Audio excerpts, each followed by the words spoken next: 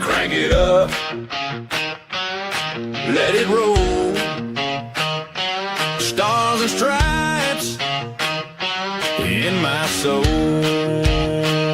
Steel toes on, boots in the gravel. Heartland truth on every channel. Open Bible, flag on the wall. We say what we believe when we don't talk it all.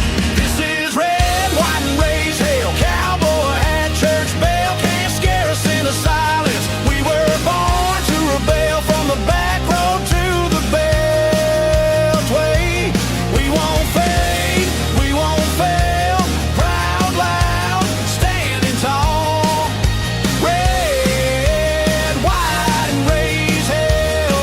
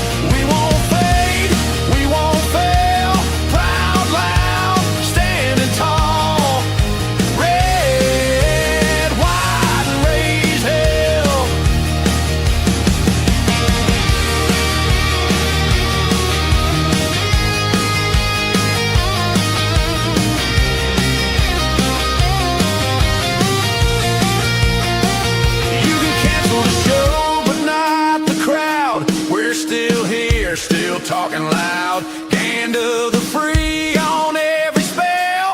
Hit that mic, host, let the truth ring out. This is red, white, and raised hell. Cowboy hat, church bell. Can't scare us into silence. We were born to a rail, from the back road to the beltway.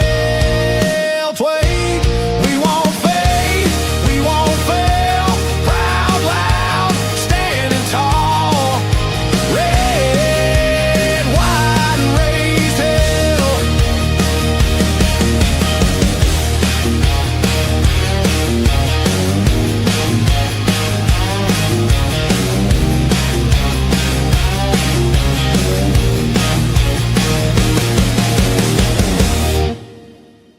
Who knew that the Trump dance actually works for not only YMCA, or in our case GTFO, but also for Red, White, and Raised Hell? That's just perfect. Good morning. Welcome. It is a Wednesday.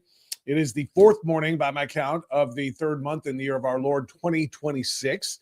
And we've got to raise some hell right here, right now. We're going to be raising a lot of hell on Friday, as you know. Let me throw it back up there again.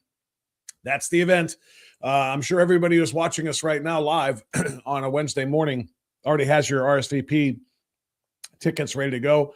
Going to claim your free t-shirt, which is all kind of cool. That's this guy right here. Show everybody that you stand with our law enforcement officers, all of them under extraordinary duress. All of these officers are working under stress levels that you cannot even imagine.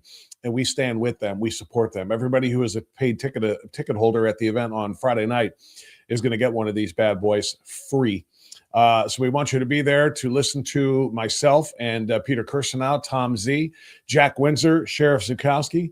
Sheriff Zukowski is going to be a little later than the original plan due to some obligations he just got hit with.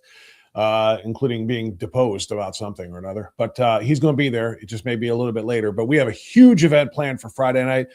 Looking forward to seeing everybody who's in the chat room right now there.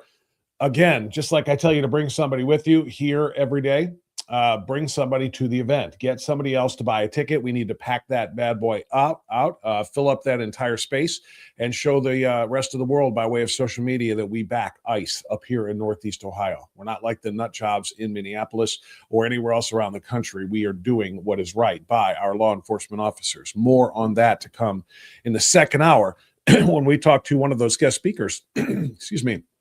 Jack Windsor will be joining me in the 8 o'clock hour. Coming up here in about 20 minutes or so, 25 minutes, we're going to talk with our friend Jeannine Jones. Jeannine is the president of BABL, which is Bringing America Back to Life, the largest pro-life conference in America. Usually there's somewhere in the neighborhood of 1,100 to 1,200 to 1,500, something like that, between 2 days of events, Friday and Saturday. And in this case, it's next Friday, the 13th, and Saturday, the 14th, for the Bringing America Back to Life conference that I've been asked for the fifth or sixth straight year now to MC, which I'm very much honored to do. Excuse me just one second, because nobody likes hearing somebody cough into a microphone. That's why. Had to mute that for you. Anyway, Bringing America Back to Life is such a huge event. It has brought some of the most important and extraordinary pro-life conservative speakers to Independence, Ohio through the years, including just a couple of years ago, our friend Charlie Kirk. Was where I first met Charlie, actually, was emceeing and introducing him and sitting at the table and having great conversations with him. But at any rate, it's just it's a phenomenal event, pro-life all the way, and you should plan on being there for that at some point. It's 2 full days. It's like 12-hour days of incredible presentations and communication over the 13th and the 14th. It's like 12 hours a day. You can come for an hour, you can come for 12 hours, you can come for 24. Whatever you want, but you should be there in some way, shape, or form and support that. So we'll talk to Jeannine about it coming up here in about, like I said, about 23 minutes or so. We'll have that at about 7:30. And then Jack Windsor in the 8 o'clock hour. So there's a lot to get to this morning. I'm going to dive right in and just offer up, I don't know, do I have cheers? I don't know if I have a cheers sound effect here. And I don't mean the TV show. All that would be all kind of cool too. It's one of my favorite theme songs ever is the open to Cheers. But no, I mean, I'm talking about applause. Do I have any applause anywhere? Maybe here's that's weak. That's not good enough. I think what we really mean to say is Jasmine Crockett is done. They drew her district out in Texas, so she decided to run for the Senate statewide. Last night, she got smoked in the Democratic primary in Texas. Jasmine Crockett is no more. So we say, you dig it. I should probably say that louder. This is the full setting on these sound bites that I play, and they're a little bit too low. I got to turn the volume up on them a little bit here. But Jasmine Crockett is gone.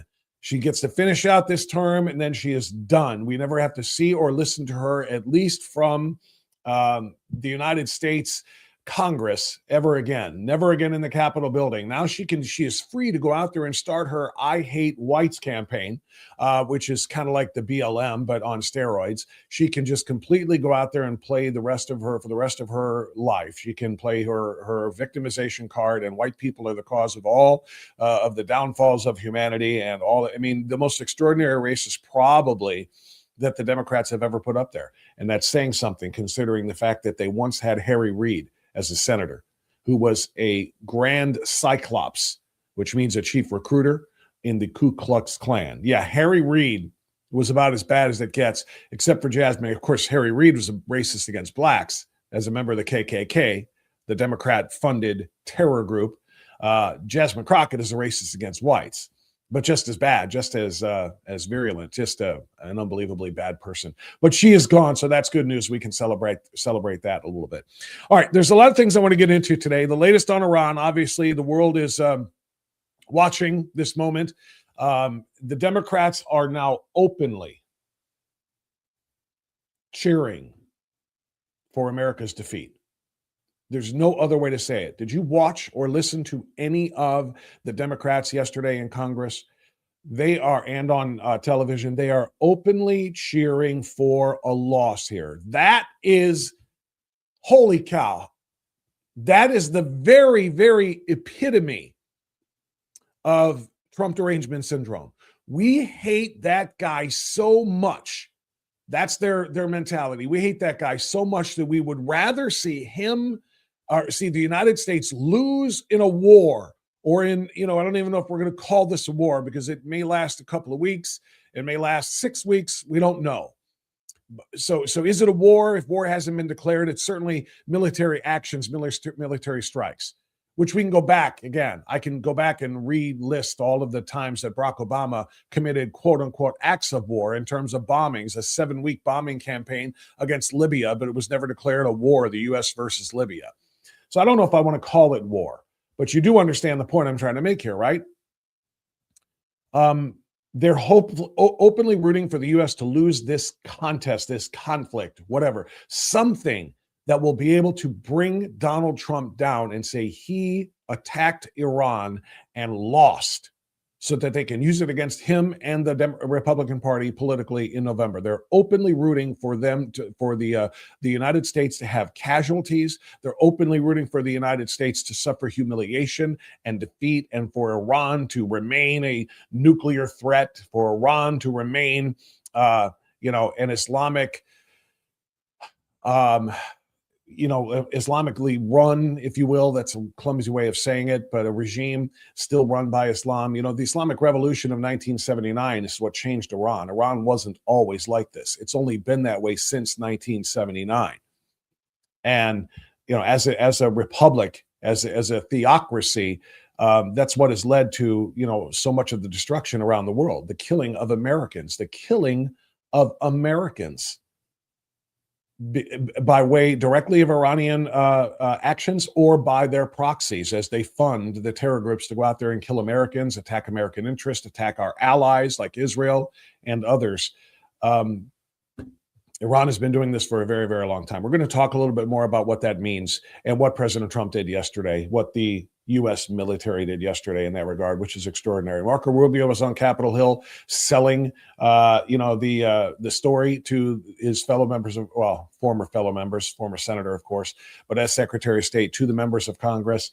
telling everybody, answering questions. President Trump, again, I'll say this. No matter what the left says about Donald Trump, no matter what the left says about the Trump administrations, both 45 and 47, the most transparent, it's what every administration promises to be on their way in. Barack Obama said, we are going to be the most transparent administration in history. And, Joe Biden, through his Skeletor voice, declared they're going to be transparent. Nothing but cloaks, nothing but curtains, nothing but hiding behind the opaqueness of their actions. Donald Trump, everything he does is done publicly. Every cabinet meeting, cameras, reporters, every thought that comes into his head on Truth Social, every planned announcement in front of, not live, not just, a communication was sent out by the White House to the press pool. No, live, and then I'll take questions. Everything is up front and out in the open. That's courage. That's courage. And Donald Trump has the courage to say, yeah, I'm going to tell you exactly what we're doing and why we're doing it in Iran. And that's what we have a lot of for you today. Supreme Court affirming the rights of not young, confused kids to mutilate their bodies, but affirming the rights of parents to know when this stuff is going on at school. When their kids are going to school and changing in the coat room into different clothes and going by different names and different pronouns, and the teachers know about it, and they're not telling the parents so that they can intervene early, get the kids psychological counseling, whatever it takes to get them out of this weird little bizarre indoctrinational grooming thing that they've become enveloped in. Supreme Court says, done, California, done. It's going to reverberate nationwide. California is no longer going to be allowed to keep that stuff from parents. We're going to talk about that. That's a huge, huge move in the fight against this transgender age, if you will, that will go down in the history to come as one of the strangest and most horrifying ages in American history. The embracing of this transgender, this transsexual, this non-binary nonsense that has enveloped so many kids. So we've got that for you. And then ICE under attack. Kristi Noem speaking on behalf of DHS, the Department of Homeland Security, yesterday, talking to Congress and defending the actions of ICE and defending the DHS as well, which of course is what we're doing on Friday is our ICE appreciation. We're calling it a Frontline Freedom Festival, and it's an ICE appreciation. That's why I keep throwing this up here every so often. There it is to remind you.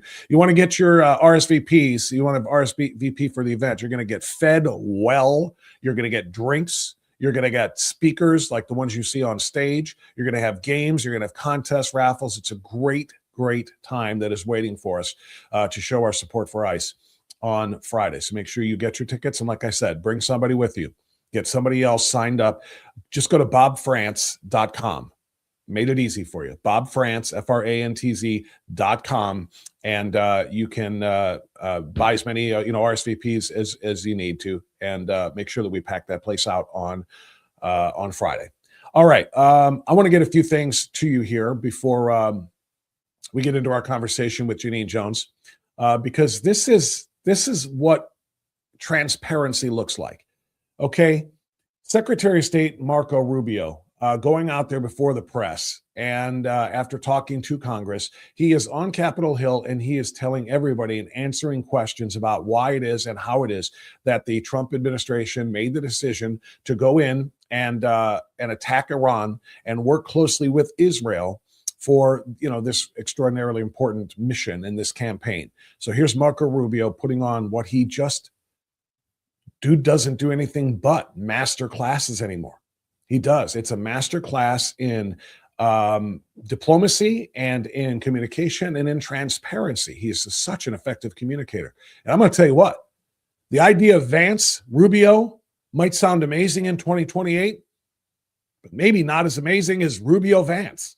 I'm not kidding you. He has raised his game and his profile that much in the last year plus since he has been Secretary of State. But here we go.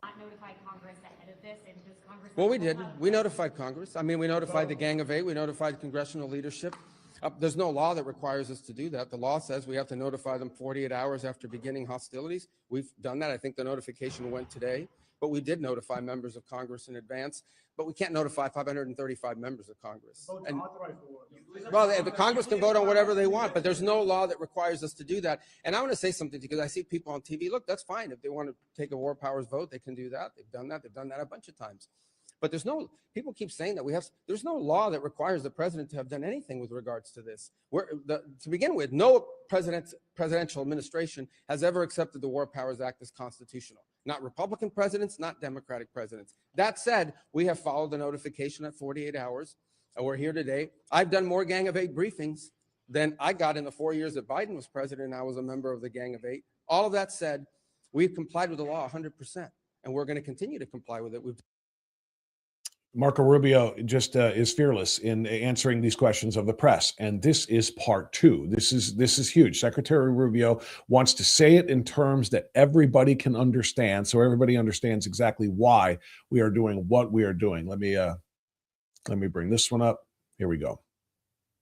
Listen, let me explain to you guys this in simple English.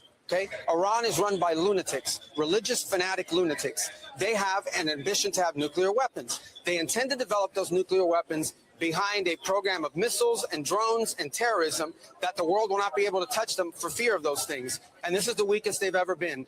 Now is the time to go after them. The president made the decision to go after them, take away their missiles, take away their Navy, take away their drones, take away their ability to make those things so that they can never have a nuclear weapon. That's why the president made this decision. It was the right decision, and the world will be a safer place when these radical clerics no longer have access to these weapons. You see how they're using them now. Imagine how they would use them a year from now if they had more of these. I'm just telling you, I'm developing such a massive political crush. Notice I said political crush on Marco Rubio. He is on point every single day, whether it's giving one of the best, most, I don't know if I'm going to call it historic speeches of all time in Europe last week or a week and a half ago, or press conferences like these, or press conferences at home. Marco Rubio is just on point, and I love the directness of this statement. Listen, let me explain to you guys this in simple English. Okay? Iran is run by lunatics, religious fanatic lunatics. That's it. That goes right up there with these people are crazy. Democrats in Congress who wouldn't stand up for simple statements like the American people should be put before illegal aliens. These people are crazy. Marco Rubio, let me tell you about the Iranians. Let me tell you about the people who run that regime. Listen, let me explain to you guys this in simple English. Okay? Iran is run by lunatics, religious fanatic lunatics. There it is. It's just that simple. He's of course spot on. So let's everything he said as far as notifying Congress was accurate. Notifying Congress, it was all he had to do was notify, as he said, the Gang of Eight, and also they have up to 48 hours after an action is taken to notify Congress about what is going on and why. That's the definition of the presidential powers. Okay, the executive branch and the president controls the military as commander-in-chief.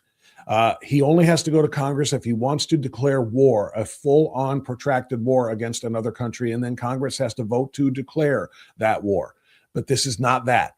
And as evidence of it, and I've talked about it on this program, and I even did a special video on this the morning, or it was later in the day, I guess on Saturday, after the bombing campaign had begun. Barack Obama had bombed, 7 different times. He had bombed various countries and interests without congressional authorization or declarations of war, without any congressional approval at all, because it's within his power. So Bill Melugin, whom you see here on the left on your screen, at least I hope you do. I've got to double check here to make sure we're seeing the same thing. Yeah. So Bill Melugin from Fox News got a chance to ask Hakeem Jeffries, why is it he and they are so upset about President Trump doing this when Barack Obama did the same thing, one of which, of course, was Libya. Listen to this exchange. Thank you, Leader Jeffries. Back in 2011, Nancy Pelosi said that then President Obama didn't need congressional approval to bomb Libya. Now House Democrats say President Trump needs that approval to bomb Iran. What's the difference? Well, obviously, Libya and the circumstances connected to that were very different than the circumstance that we face in Iran right now. I mean, I don't even understand the genesis or basis of that question. Not suggesting that you're not asking it in good faith. Libya went on for 7 months. as I've indicated, first of all, was not in Congress at the time. So we're dealing with what we're dealing with right now. He has no idea. Hack is living up to his name, a political hack, a history hack. He has no idea why Barack Obama bombed Libya, and he has no idea what permissions Barack Obama sought or didn't seek. That's why I wasn't in Congress then. So, I don't even know why you're asking it. I question the nature of this question. I don't know if this question is being asked in good faith. What are you talking about? You're the minority party leader, and you're up there saying that Donald Trump can't do what he just did, that it's an illegal use of the U.S. military to attack Iran without congressional approval. Bill Melugin just told you Barack Obama did this in 2011 to Libya. What was different? He said, well, obviously these were different situations. And then he said, yeah, and the bombing of Libya went on for 7 months. Well, I don't even know about that. I wasn't even in Congress then. Yeah, you know what? I also wasn't in the Revolutionary War, but I know some facts about it. I know some things that happened. But this is a complete exposure of, the left, the Democrat Party, and their complete, again, TDS-driven responses to everything. They have no answer for why it is that Barack Obama was allowed to use ICE, Immigration and Customs Enforcement, to remove illegal aliens from this country without any obstruction. But Donald Trump using ICE, Immigration and Customs Enforcement, to remove illegal aliens from this country is absolutely the most horrible thing in the world. And everything must be obstructed, agitated, interfered with. That's what they're doing. And creating the chaos that they're now using as an excuse to not fund the Department of Homeland Security at a time when the Department of Homeland Security might be really important because we're engaged in this battle with Iran. And we just saw some Allah lover shoot up a bar in Austin, Texas. Killed 2 people and wounded 14 more. How many of those are coming? We need Homeland Security, but they're playing these political games. What's the difference between ICE under Obama and ICE under Trump? Zero, nothing. The only difference is the commander who's ordering them to do the same things that they were doing before. One faced obstruction. One is facing obstruction now. One faced no protest whatsoever. Same story here. Barack Obama bombed a foreign country. 7 different occasions, by the way. Bombed a foreign country without congressional authorization, and the Democrats were chill with it. Donald Trump bombs Iran without congressional quote-unquote authorization, even though notification, as evidenced by what Marco Rubio just said, was given, but not congressional pre-approval or pre-authorization, and suddenly it's the end of the world, and Donald Trump is a despot. Donald Trump is an autocrat, an authoritarian, or whatever else they want to call him. But listen to the hack squirm as Bill Melugin pins him. In Iran right now, I don't even understand the genesis or basis of that question. Not suggesting that you're not asking it in good faith. Libya went on for 7 months. As I've indicated, first of all, was not in Congress at the time. So we're dealing with what we're dealing with right now, which is a catastrophic, endless war, as Donald Trump has characterized it, without any justification that there was going to be a preeminent assault or attack on the United States of America, either in our homeland or as it relates to our interests in the Middle East. The administration is not even pretending like they have intelligence or information at this point, publicly. And certainly there's been nothing that has been presented to us privately to justify a preemptive strike of this nature that has triggered an all-out war in the Middle East. And by the way, Donald Trump is the one who said in the aftermath of the 12-day war that Iran's nuclear program has been completely and totally obliterated. Not my words, his words. So was he lying to the American people then, or is he lying now? I'm sorry, Hack, I didn't hear the answer to the question you were given. The question that you were asked was, why was it okay for Barack Obama to bomb Libya for 7 consecutive months, a much more protracted war than the few weeks that this one is planned to be? So, Hack, let's talk about that. Why is it Why is it that Barack Obama did that without any complaints from Democrats at all? Donald Trump is here. And by the way, they are absolutely giving the reasons. They're talking about the objectives, and they are not going to stop until the objectives are met. This is not going to be a forever war. This isn't going to be one of those endless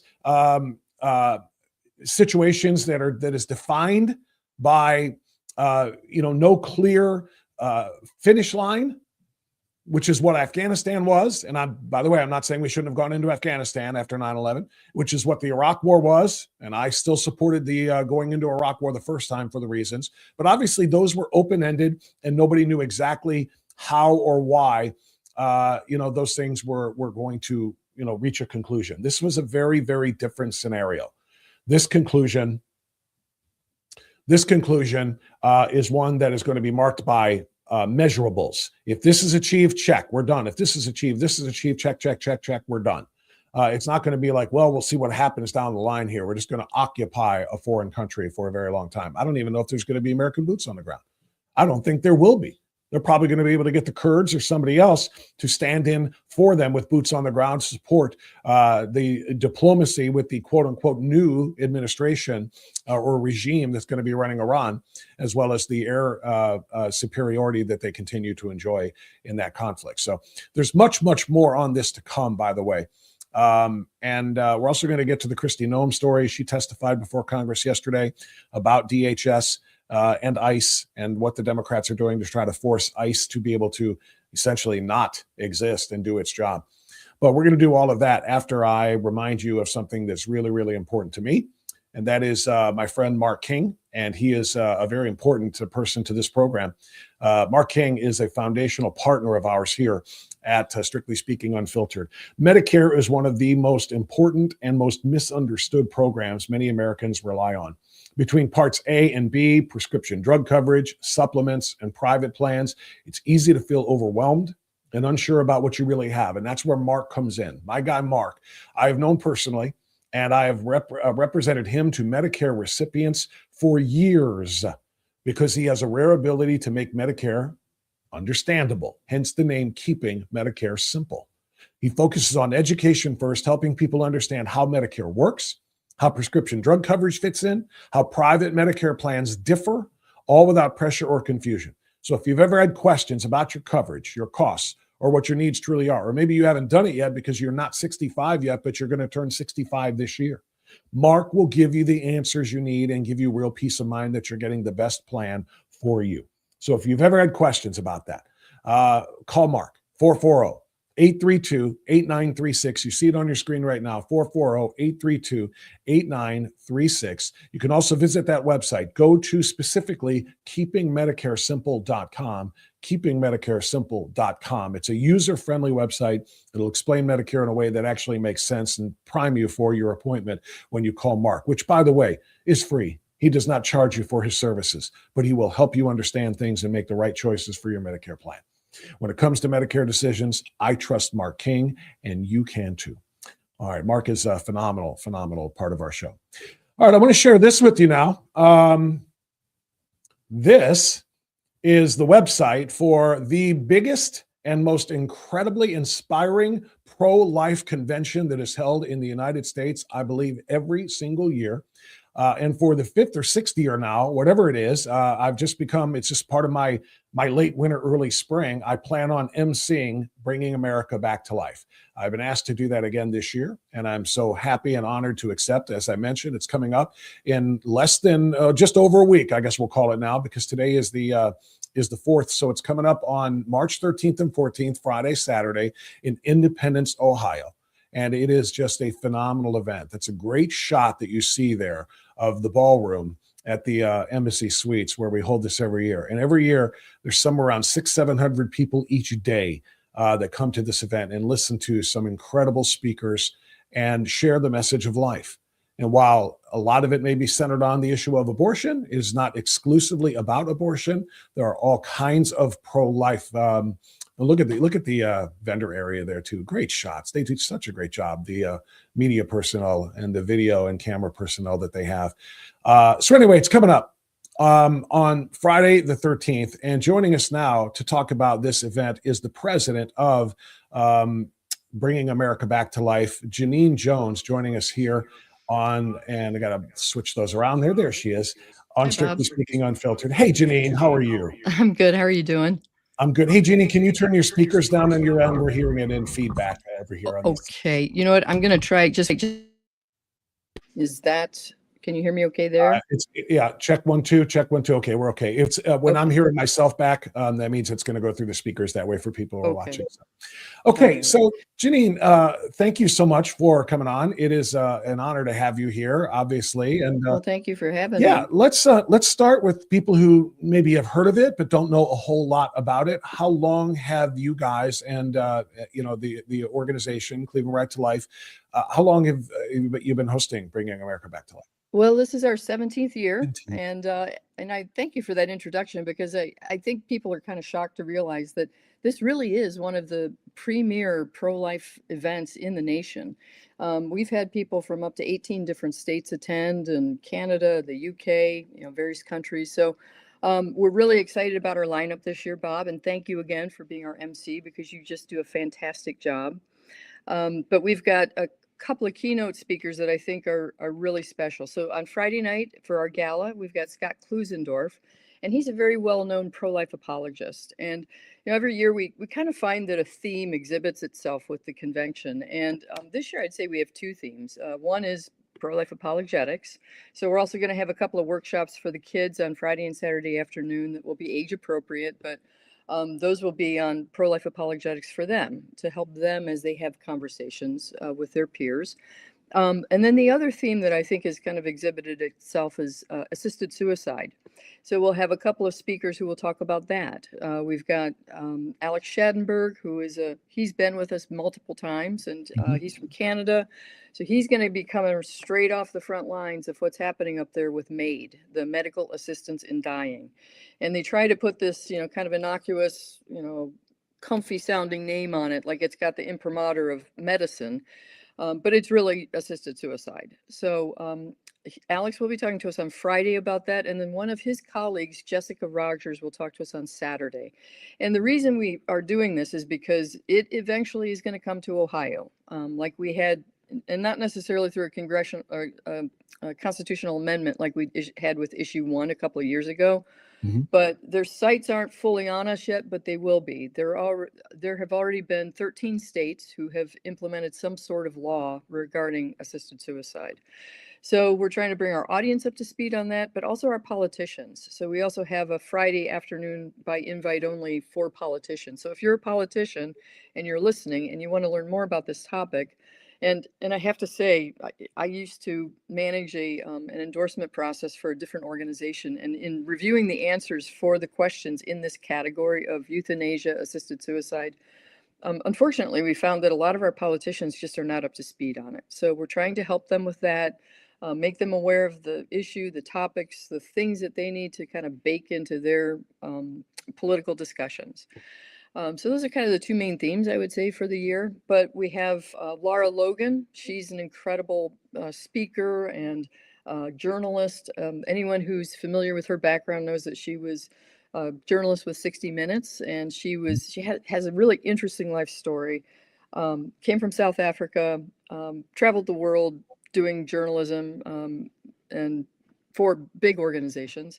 And during the Arab Spring, I believe it was back in 2012, she was covering the downfall of Mubarak. She was in Tahrir Square, and she was violently attacked and raped by multiple men, multiple times.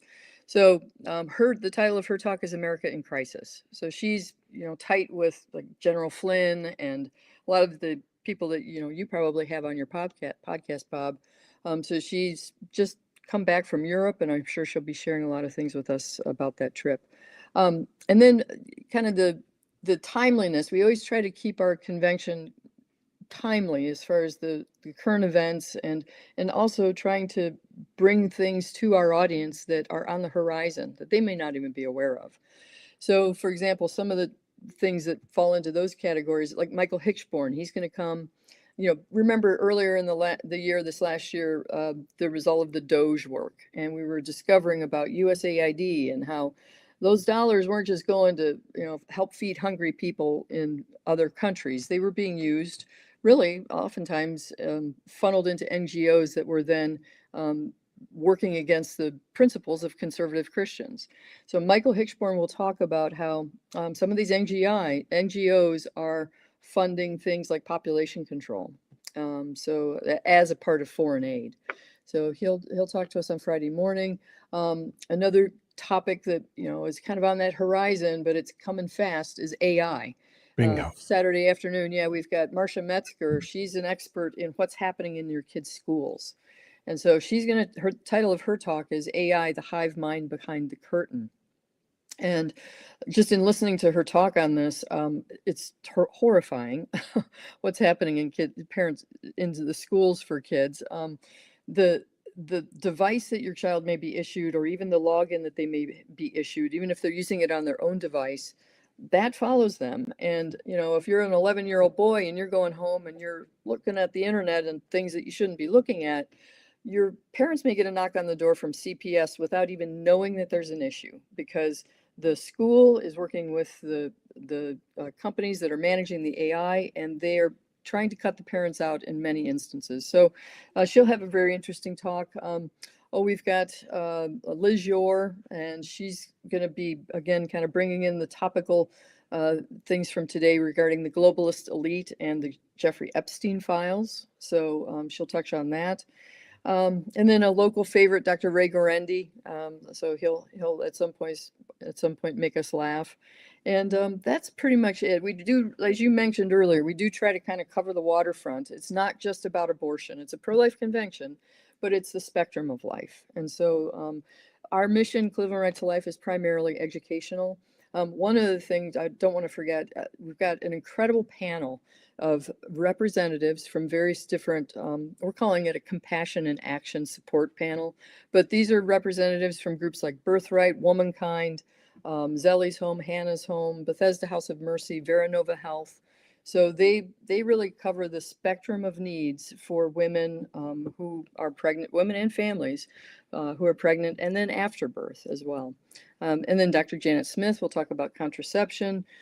Kevin Wells, his group is called World Villages, and he'll talk about just the poverty, the crushing poverty that we in the States are just not aware of oftentimes. So we're very excited about the lineup this year, and thank you for helping to promote it. We really appreciate it. Absolutely. I just realized I probably should have been scrolling these as you were listing some of these fantastic speakers here, because their bios and their information. I want to send people to the website, bringingamericabacktolife.org, so you can kind of read up more on these tremendous presenters and speakers that are going to be there. David Onisco is one of my favorites too. Yeah, and I failed to mention him. He's going to talk about the Shroud, and he's actually been in the room, private audience with the Shroud back in the 80s. And so he'll educate hopefully the Protestants in the audience. I've found, I go to a Baptist church, and I find a lot of times Protestants kind of just discount the Shroud as just sort of a Catholic thing, and it's not that. And knowing the facts about the Shroud, and believing that this is a real miracle, does not discount faith at all. It's just a corroboration of our faith. It's just more evidence of what we know to be true. So that Shroud talk is going to be very interesting. We had him once before. It was in a small conference room, and it was absolutely packed to the gills. So we wanted to put him on the main stage. I did an hour with him on this show, actually. Before this became a daily live stream. I did this about a year ago or so, and his presentation is incredible. He is one of the foremost experts, I think, in America, certainly, and maybe worldwide, with respect to the Shroud. Like you said, a member of a very, very small select group of people who have actually been in the room and seen the Shroud. So as I look at the website here, I just want to feature a couple of things. Number one is the program, and I want people to know that they can see exactly what is coming on Friday and Saturday, the 13th and 14th, so that you can kind of, pick and choose your spots. Maybe you want to be there for this speech. This is the one that you're prioritizing. You know what time to come. You don't have to come and spend 12 hours there a day like we do each day, but you can come and pick your spots. And, there are different, there's David's presentation is going to be Friday at 4:00, and you can do that all the way down. and make your mind up. And the one thing we didn't talk about real quickly, Jeannine, is the atrium that is filled with organizations, tables, and vendors and so forth, with all kinds of tremendous information. You want to talk a little bit about what goes on there at the in between the sessions? We have booths, so we have 60 booths. We sell out our booths every year, so we have a lot of repeat folks who come back. We're sold out this year for the booths, but we still have tickets. Bob, while you're scrolling, you might want to go to the registration page and then just go to in-person registration and scroll down to where the prices are. But yeah, we've got some great vendors. So, and we're doing something a little bit different this year. We're going to raffle off an iPad. And it's just kind of a way to help motivate people to go around, visit all the vendors. They spend a lot of time and energy preparing for this, and they've got very interesting wares to sell or information to share. But if you just want to come and attend just to hear the speakers, you don't have to get meals. We've tried to keep the prices very reasonable. We've kept them at $35 for the past few years. They started out at $25. We really just want to get people in there. This is our ministry. So, we try to keep the prices reasonable just to get in and hear the speakers. So you can do that with a speaker's pass. But if you do want to eat, the food is great at the Embassy Suites. They do an incredible job. And again, we've tried to keep those meal prices reasonable. So you can add those on if you want. But we do have seats available. Please go to the website, bringingamericabacktolife.org, to register. If you just simply can't make it, we have a live streaming option. Bob will actually be live streaming from there too. Yeah. Interviewing some of the guests afterwards. Yeah. And and then of course we post everything on our website in an archive, so you can always watch the presentations afterwards. But we hope you'll be there. It's people really do enjoy it. It's just become part of their early spring, late winter routine. So it's our 17th year, and we hope people can join us. I will say this, every year that I've walked out of there late Saturday night, I walk out inspired. I do. I feel things. I don't just learn things. I feel things and I experience things. And I know a lot of other people feel the exact same way. So I cannot encourage people strongly enough. If you have not yet attended a Bringing America Back to Life convention in any form, please consider doing it this year, Friday or Saturday, or both days if you can. As Jeannine just pointed out, whether you stay for meals or not, please consider coming out. It's a really, really important event. And for people who are pro-life, in all forms, this is kind of our spot. Jeannine Jones is the president of Bringing America Back to Life. And Jeannine, as always, I appreciate the invitation to work with you guys. I'm looking forward to it. And thank you so much for being here today. Thank you, Bob. Thank you for having me. God bless. God. That's and it's a big deal. It really is. And I'm honored, and I got to drop that off of the screen if I can. Sorry, we're doing our Tetris board here, which is kind of what the best way to describe it as I see it. I've been doing this for years, like Jeannine and I just talked about. And this year we're stepping it up a notch. I'm going to live stream the entire event right here on this channel. Okay. So every speaker's presentation that you see on the stage will be live streamed on the Bringing America Back to Life podcast channel, as well as my channel. All right. And the difference is that in between each speech and each presentation, I will be escorting the speaker back to the green room, and I'll be doing a one-on-one 10-minute interview with each and every one of the speakers live right here on this channel. All right. So typically you tune in here for the live stream each morning at 7:00. And then most people, they consume the show at different times of the day.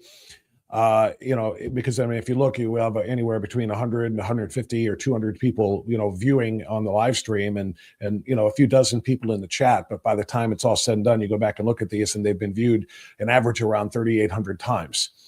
So that's a really, really great sign for us. So a lot of people are watching this later on. For the Bringing America Back to Life convention, you want to be there for the live stream, because there's going to be 12 hours of content both days. All right. I mean, literally, we're going to be on whatever is on the stage is going to be presented. Will be shared on my channel in a live stream, including my presentations of the individuals or my introductions of the presenters. And then, like I said, the interviews one-on-one. the interviews are going to be back in the green room and after each presenter. And it's something I'm very, very excited about. It's a brand new venture for me to add to the, these are some long days. The volunteers there, again, volunteers, they don't get paid. The volunteers there are on their feet for basically 24 straight hours. Not straight. There is an overnight, but 12 hours on their feet from 6 a.m. to, what am I saying? I'm going to add that up. It's like more like 18 hours, for crying out loud. Because the events go from, they're on their feet and getting things going at about 6 o'clock. And then the last speaker of the evening, the keynote after dinner, starts at around 8 and it gets done around 10. So yeah, we're talking like 12, we're talking like 15, 16-hour days for these folks. It's extraordinary. It's a long day for me too, for the same reasons, but I'm going to add more to it because I want the channel to be able to carry all of this stuff. So, including the interviews that I'm doing in between. So I'm very much looking forward to that. All right. What we're going to do here is I've got Jack Windsor waiting in the wings. Jack is going to be coming on with us at about 8 o'clock. We're going to talk about this Friday. I got back-to-back Friday events. This Friday, of course, is our Frontline Freedom Festival, in which Jack will join us along with Tom Z, Peter Kirsanow, and Sheriff Zukowski and myself to support ICE. We will stand with ICE and we will talk about everything that they are facing. And I'm looking forward to this chat with Jack Windsor. He's got a presentation ready to go. And I cannot wait for that. That's this Friday. If you don't have your tickets for that yet, RSVP right now at bobfrance.com. BobFrance, FRANTZ.com. That's all you got to do. And make sure you're there with us because we want to show everyone that it's okay. Be courageous. Be one of the first ones to wear shirts that say, I stand with ICE, because you're going to get a free shirt with every paid admission. All right? I stand with ICE, which means I support. You know what it is? President Trump, in that moment, that bear trap that he set for the Democrats at the State of the Union address. I want everybody to stand up if you believe that the American people should be considered first and foremost above illegal aliens. And the Democrats all stayed seated. People who believe that American citizens come first stand up, and they did. Well, guess what this is? What does this say? I stand with ICE. You see it? We will stand up. And I want people to know it. The shirt says that. I want you to wear that. I want you to wear it proudly that night as part of the uniform. I want you to wear it in your public travels. I want people to know that this is why we're doing this. We need people to know that there are Americans out there that are proud enough and strong enough to say, we stand with law enforcement. As President Trump said, do you stand for the American people or for illegal aliens? We stand for the American people and protecting them against criminal illegal aliens. I'm going to share a few more things with you on that front. ICE, of course, is controlled by the Department of Homeland Security. It's operated by the Department of Homeland Security. Well, yesterday, DHS Secretary Kristi Noem was speaking before a Senate committee about DHS. Remember, the Democrats still will not fund the Department of Homeland Security until they agree to basically dismantle ICE. They have a big, long list of reforms that would essentially destroy ICE as we know it. It would stop these guys from doing their jobs. So Kristi Noem is there at DHS basically saying, you need to fund us. You need to fund DHS. ICE has already got its funding until 2029, but you need to fund DHS for the purposes of FEMA, Secret Service, U.S. Coast Guard, TSA, etc. That kind of matters. Anyway, the Democrats came for her yesterday, and Kristi Noem was basically saying, okay, bring it on. Let's watch. ICE should be deployed at the polls in the next election. Will you rule out the deployment of ICE or CBP to polling places this November? There are no plans to have ICE officers at our polling locations. And I'm glad to hear that, but would you rule it out? Would you say it will not happen? do you plan on illegal aliens voting in our elections, I Senator? do not. In Okay, fact, then the there should be Heritage no need to, Foundation, unless you plan on illegal Madam aliens Secretary, the voting. Heritage Foundation recently concluded that over a 20-year period, where they reviewed hundreds of millions, billions of voting cases, they found only a small handful of actual cases of illegals voting. So I'm concerned by your rebuttal, which suggests you may be unfamiliar with 18 USC section 592. Are you familiar with this federal statute that relates to sending armed men to polling places? There are no plans to send any of our law enforcement officers to But polling Madam Secretary, locations, you're sir. clear it would There be a have been federal illegal crime for you aliens. to do so. There are illegal aliens that have voted, and it's been proven in the past in certain cases in certain states. We provide a program to states. I think we have 27 different states that utilize our SAVE program now. Why is it that Democrats like Chris Coon, why is it that they are so hell-bent on making sure that immigration enforcement officers aren't near polling places? Why would any illegal aliens even need to be near a polling place? What are they worried about? Unless they have plans, as she just said. Are you aware of illegal aliens that are planning to vote? No? Okay, well then I guess we wouldn't need to be there now, would we? In other words, we're only going to be in places where we know illegal aliens, particularly the ones that we are searching for, are going to be. So she just turned it right back around on him, and I thought expertly. And she also did something else in this hearing yesterday. And I want you to listen to this. What she said here with respect to, and this kind of, I don't know, it underscores the difference between quote unquote them and us. Donald Trump has protected and saved more lives by closing that border than most people will ever know. Okay? He has saved more lives in terms of not just people being killed by illegal aliens here, but by some of the illegal aliens as part of the caravans that came in under Biden. This is the them versus us. People assaulted, raped, killed, children grabbed, nabbed, trafficked, and whose lives have either ended or been destroyed. Remember, over 300,000 children unaccounted for by the Biden administration during those 4 years. 300,000. Tom Homan just told us a couple of weeks ago when they were ending some of the operations in Minneapolis that they found around 3,500 of those kids just there. That's a very small percentage of the larger picture, but thank God there are 3,500 sets of parents who are so glad that their children have been found. There are 3,500 or so children that are no longer being sold into sex slavery or labor slavery. Point being here, Kristi Noem just testified under oath to some of the evils of the Biden administration and what they allowed to happen under those 4 years. Accompanied alien children were lost by the Biden administration, not tracked. We've located about 145,000 of them, and we've done that through the investigative work of our Homeland Security Investigations team. They are phenomenal at the work that they do, and they specialize in child trafficking, sex trafficking, and finding individuals that would perpetuate that harm against our children. The one thing that has been challenging is that under the Biden administration, the government paid sponsors in HHS in order to host these children. And those sponsors, many times, we found instances where they trafficked these children themselves. So under that administration, we not only had children that were in this country as a part of a program, the government was paying individuals that were knowingly trafficking them and abusing them. That has stopped. We have gone through and found these children and put them back with their families when we have the opportunity to do so, and with loved ones that will care for them.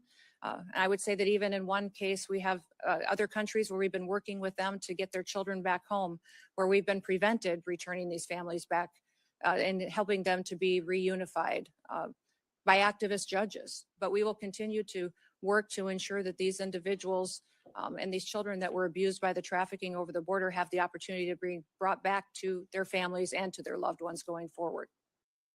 All right. That's a lot. But the only part of that sentence, well, not the only part, but the most important part of that statement you just heard by Kristi Noem there is that the Biden administration paid traffickers to traffic children. Now, whether that means the corpse of Joe Biden actually knew that's who was being paid and what they were doing with them or not, we cannot say. But the Secretary of the Department of Homeland Security just testified under oath. She has to tell the truth that the Biden administration paid sponsors who in many cases trafficked the children. You want to know how 300,000 to 400,000 children get lost? That's how. And as I mentioned, around 3,000 or 3,500 or whatever Tom Homan said were found in Minneapolis. You know, she just said 145,000 of them have been located nationwide or maybe worldwide, because just because they're trafficked into the United States doesn't mean that their trafficking stops in the United States. But this is something that happened under the Biden administration. When will Joe Biden or then Homeland Security Secretary Alejandro Mayorkas, when will they face the music on this? When will they be brought up on charges for allowing this to happen? That's what happens when you allow 12 to 20 million illegal aliens to come into the country in one 4-year span. The system was so overwhelmed, no one would have had a chance, if they did want to stop the trafficking, would have had a chance to do that. That was what President Trump inherited. And what all he did was, in a blink of an eye, no magic multi-trillion-dollar, congressional legislation was needed. Just as he said, a new president. That's all that was needed, is a new president. He said, yeah, DHS, border security, shut it down. That's it. Shut it down. You stop any more from coming in, and I'll send Tom Homan and the crew to get those who already came in and get them out. And for the last 9 months now, there have been 0.0 illegal aliens released into the interior of the United States of America. All it took was a new president and a new policy. Because when the old president and the old policy was in force, this is what you got again. Our children. The one thing that has been challenging is that under the Biden administration, the government paid sponsors in HHS in order to host these children. And those sponsors, many times, we found instances where they trafficked these children themselves. That's all. I can stop right there. That's all that really, really needs to be said about this. The Biden administration allowed sponsors to traffic children, for crying out loud. Think about what that means. They paid them. They didn't allow them. They paid them to traffic children. And yet we're going to sit here and listen to those same, you just heard Chris Coons doing it, those same left-wing senators attacking ICE, attacking Kristi Noem. Do you know how many children were saved because of this? And how many future rape victims and murder victims like Laken Riley and Rachel Morin and Jocelyn Nungare and others, Kate Steinle? Do you know how many of those people have not been attacked because of President Trump sealing the border and not letting any more of these animals come in, and then also searching for the criminal, the worst of the worst, the criminal aliens here now and getting them out? And that's all because of ICE. No, really, it's all because of Donald Trump and his commitment. And then his appointment of Tom Homan as border czar. And Kristi Noem at DHS said, this is what we're going to do. We're going to stop border czar. You're going to stop them from coming in. And Kristi Noem, you're going to run point on finding those who are here and getting them out. And what does the left want to do? They want to hamstring ICE. They want to stop ICE from being able to do their jobs. I want to share this real quick before I bring in my next guest. I want to share this. I've got to pull it up. It's one of my bookmark stories, I believe. Denver, Colorado. The city council in Denver is the story I'm looking for here. And maybe you saw this 2 days ago. Maybe you did not. But yeah, and I'm striking out on finding it. I thought I had it saved here. Denver, Colorado's city council just voted to pass an ordinance that denies federal agents the right to conceal their identities with masks. They literally passed a no mask ordinance in Denver. Now, I'm not too terribly pressed about it because federal law is certainly going to supersede such a stupid little ordinance, but it's one example of what they're doing, trying to suggest that ICE is the enemy. ICE is the ICE agents are the are the criminals here. Remember what Tim Walz said when he told the people of Minneapolis and St. Paul to go out there, get your phones out, get up on these guys and record them because we're going to need it as evidence when we prosecute. He wasn't talking about prosecuting the criminal aliens. He's talking about prosecuting the cops, federal agents who are going after them.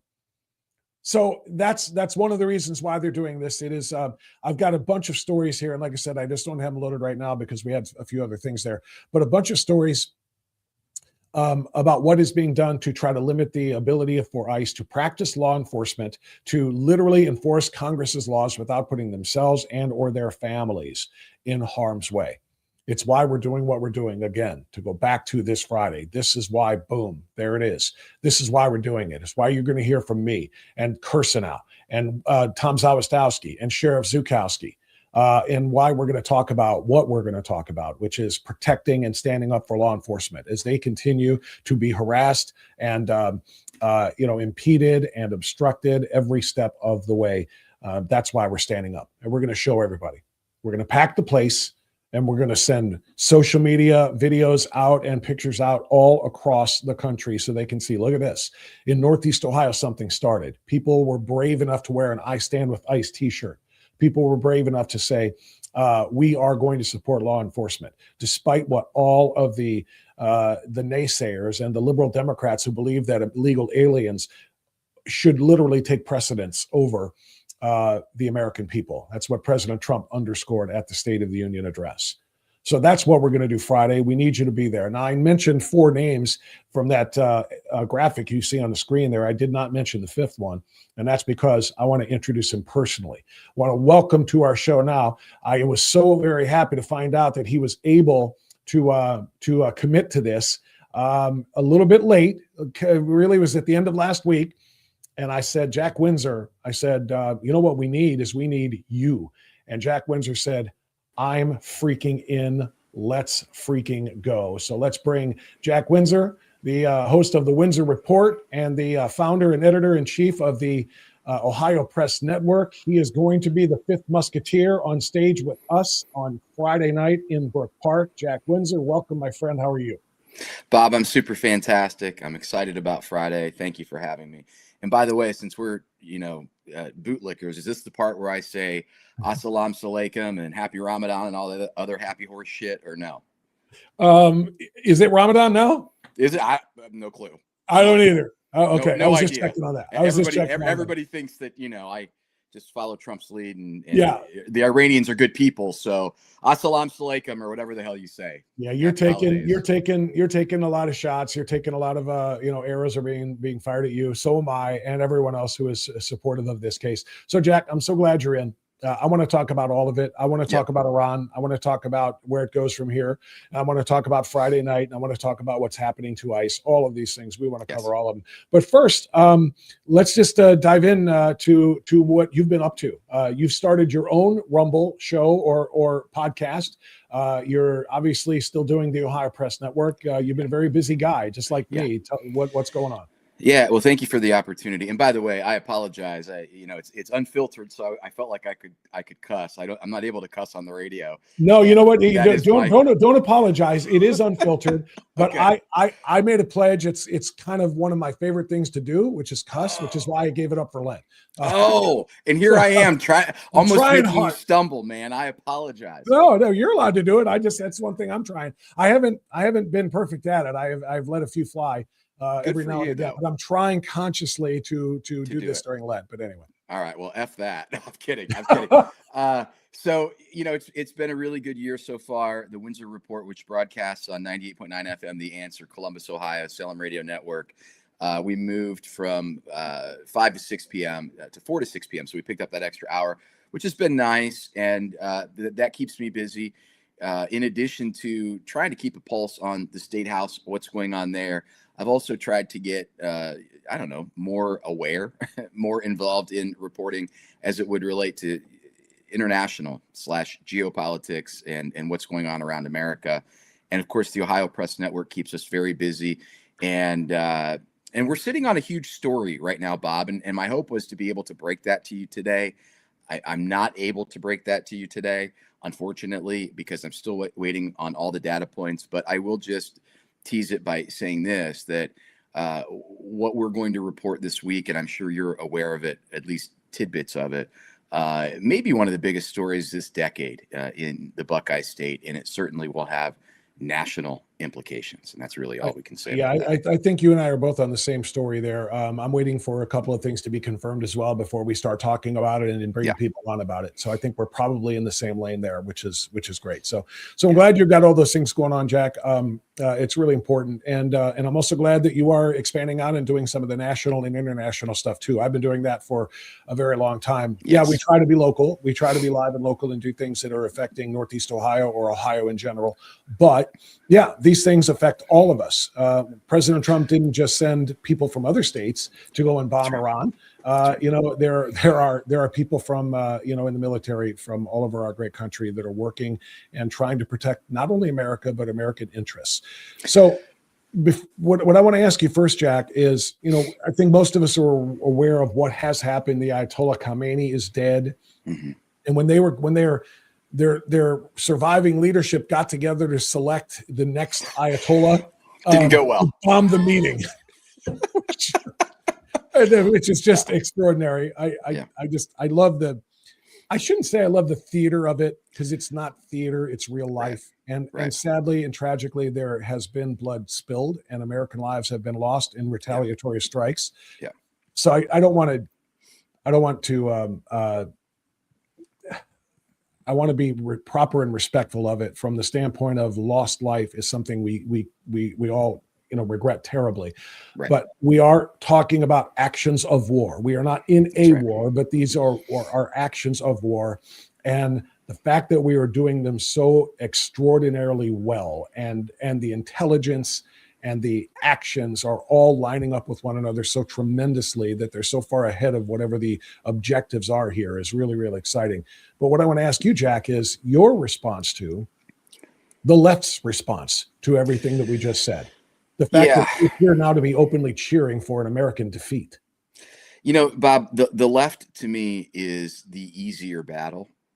I'm stunned by, and maybe we'll talk about this a little later, some of the folks on the right who don't seem to have an appetite for killing terrorists and the world's #1 sponsor of terrorism. But the left, you know, I always use this example. I don't know if you watch horse races. I really don't. Once in a while, I'll watch the Kentucky Derby, but it's always fascinating when the horses come out of those chutes and they start down the track. That's just what the image that always comes to my mind. When you're debating a Democrat or talking to a progressive or a Marxist, they don't even get out of the gate without tripping. And, you know, the example I'll give you is women in Iran were celebrating on Saturday. We have videos of some of them so gleeful that they're crying. And at the same time, you have, you call them probably the same thing we do, awfuls, angry white female liberals who are protesting the liberation of women in Iran. And you go, wait a minute, they can't vote. They can't get an education. They're raped. They take their head coverings off. They can be thrown in jail, worse, murdered. They are second-class, third-class citizens. They're treated like chattel. And you're objecting to that. So there is absolutely no credibility. There is absolutely no consistency. And we'll talk about one of the things I appreciate about this attack is the relationship and the strain that this could put on Iran and Russia. And again, the same people who had the Ukrainian flags on their profile pictures, I go, well, wait a minute. The relationship between Iran and Russia has allowed Russia in some ways to circumvent sanctions, and in a lot of ways allowed Russia to get missiles and drones that allow them to keep waging a war against Ukraine. And so the left to me is, there's a reason that their support for congressional Democrats is at an all-time low. And listen, Senator John Kennedy's probably not everybody's favorite senator today. He's fun to laugh at sometimes, but I'll use the example he uses about AOC. Today's Democrat Party is why they put directions on shampoo bottles. They're just not the sharpest group of people. Yeah, very, very well said. And he does know how to turn a phrase unlike anybody else. What you just said about the people on the right is of great importance here. And I said the leftists are openly cheering for a defeat of President Trump. That's how deep TDS runs. We'd rather America be harmed and lose more lives and see Donald Trump take a humiliating defeat than have Trump actually succeed, reshape the Middle East as a place of security and safety, support and defend Israel, and all of the things that come along with it. We'd rather see Trump fail and people be harmed than Trump succeed and the Republicans gain a political victory here, particularly with the midterms coming up. I get that from the left. But what you just said about people on the right, there is a division. And yesterday I stopped short of calling it a division. I called it a discussion. They're saying, look, let's at least talk about, is this the right thing to do? Because there are some people that we are normally, you and I are normally aligned with now, who are in the lane that is opposite of ours. We're going in different directions. We need to at least discuss it. I don't know if we're divided, but we at least are in a place where we're debating and discussing. So what do you think this will do in terms of the conservative MAGA America First movement that is supposed to be united? Trump's name isn't on the ballot in November, but his policies all are. If we're not all united, we're in trouble.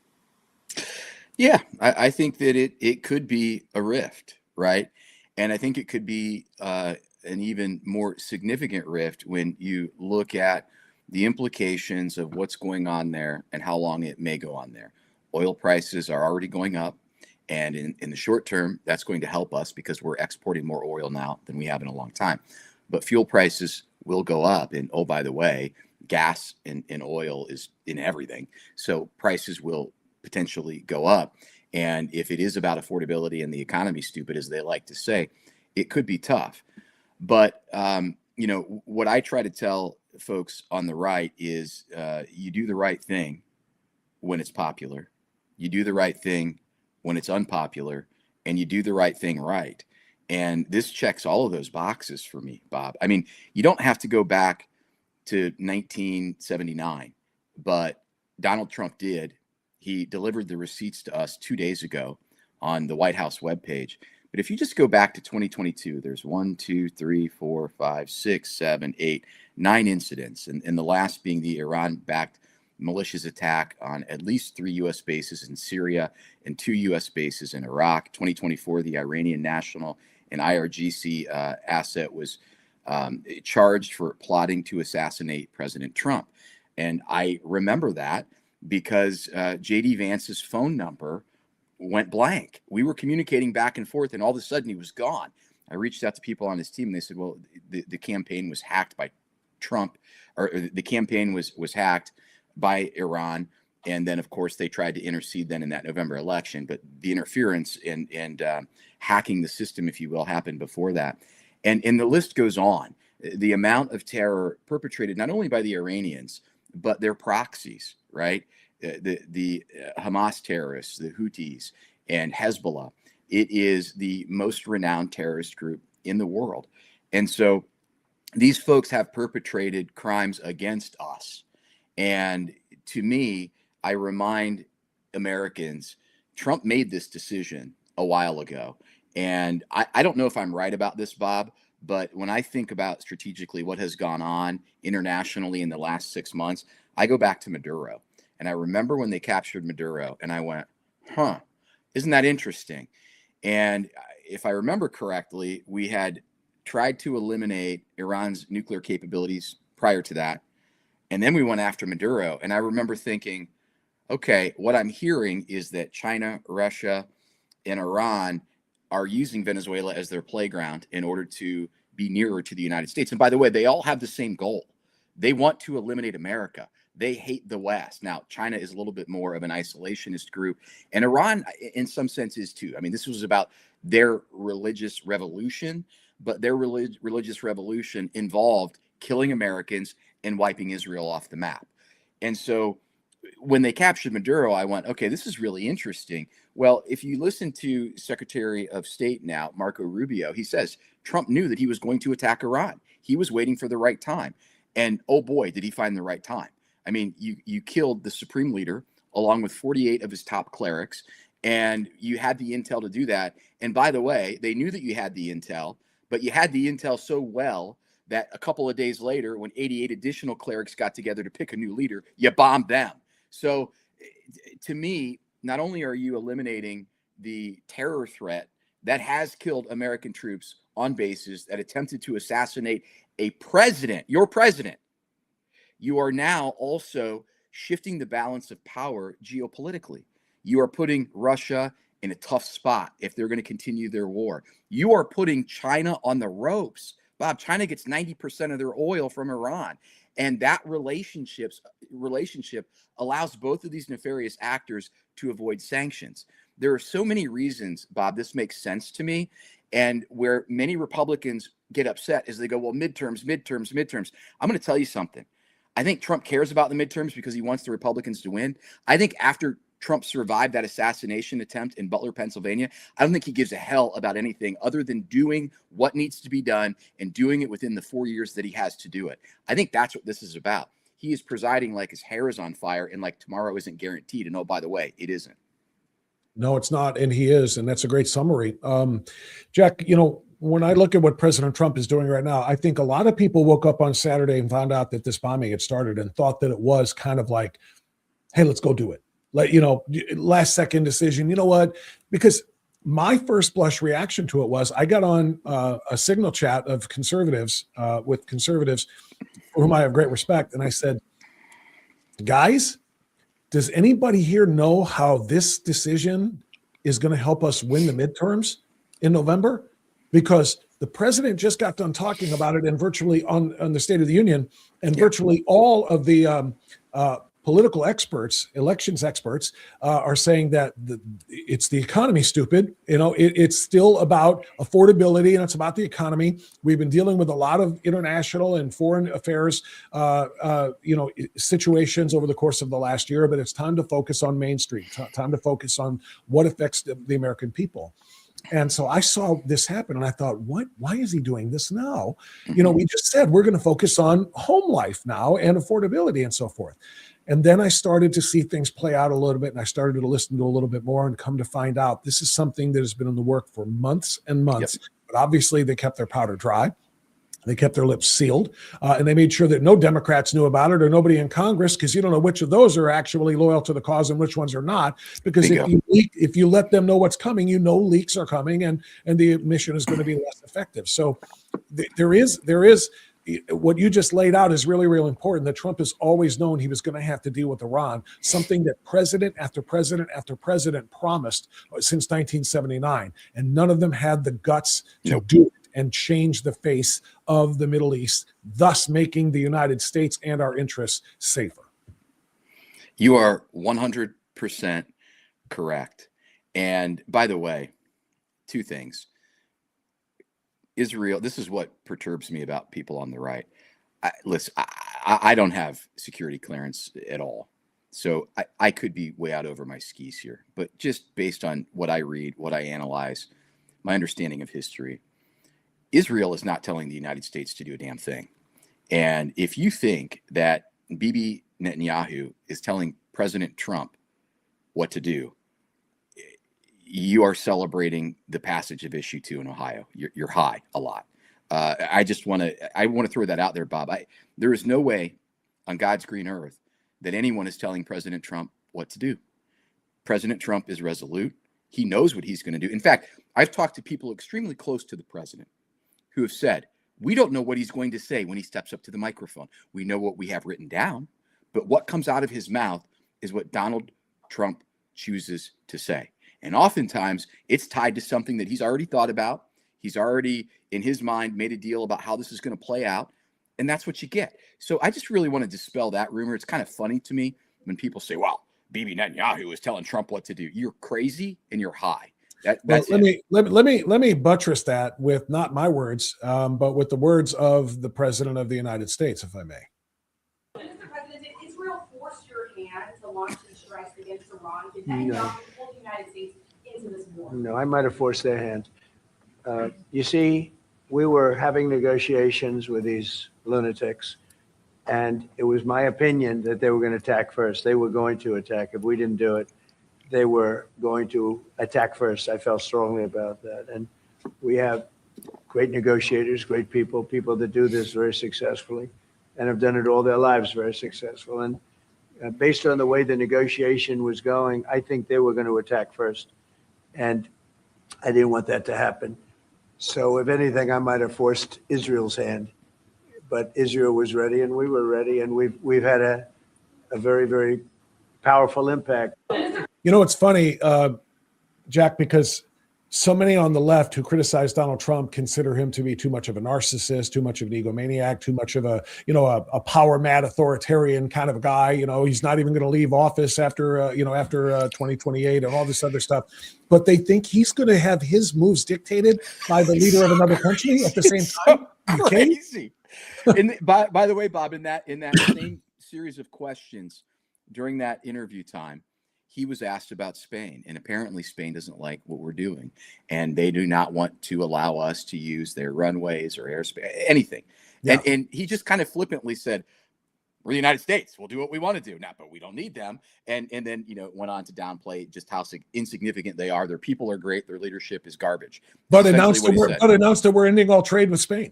That's right. We're not going to trade with Spain anymore. I said to Scott, "We're done. They're done." Okay, well, they're done.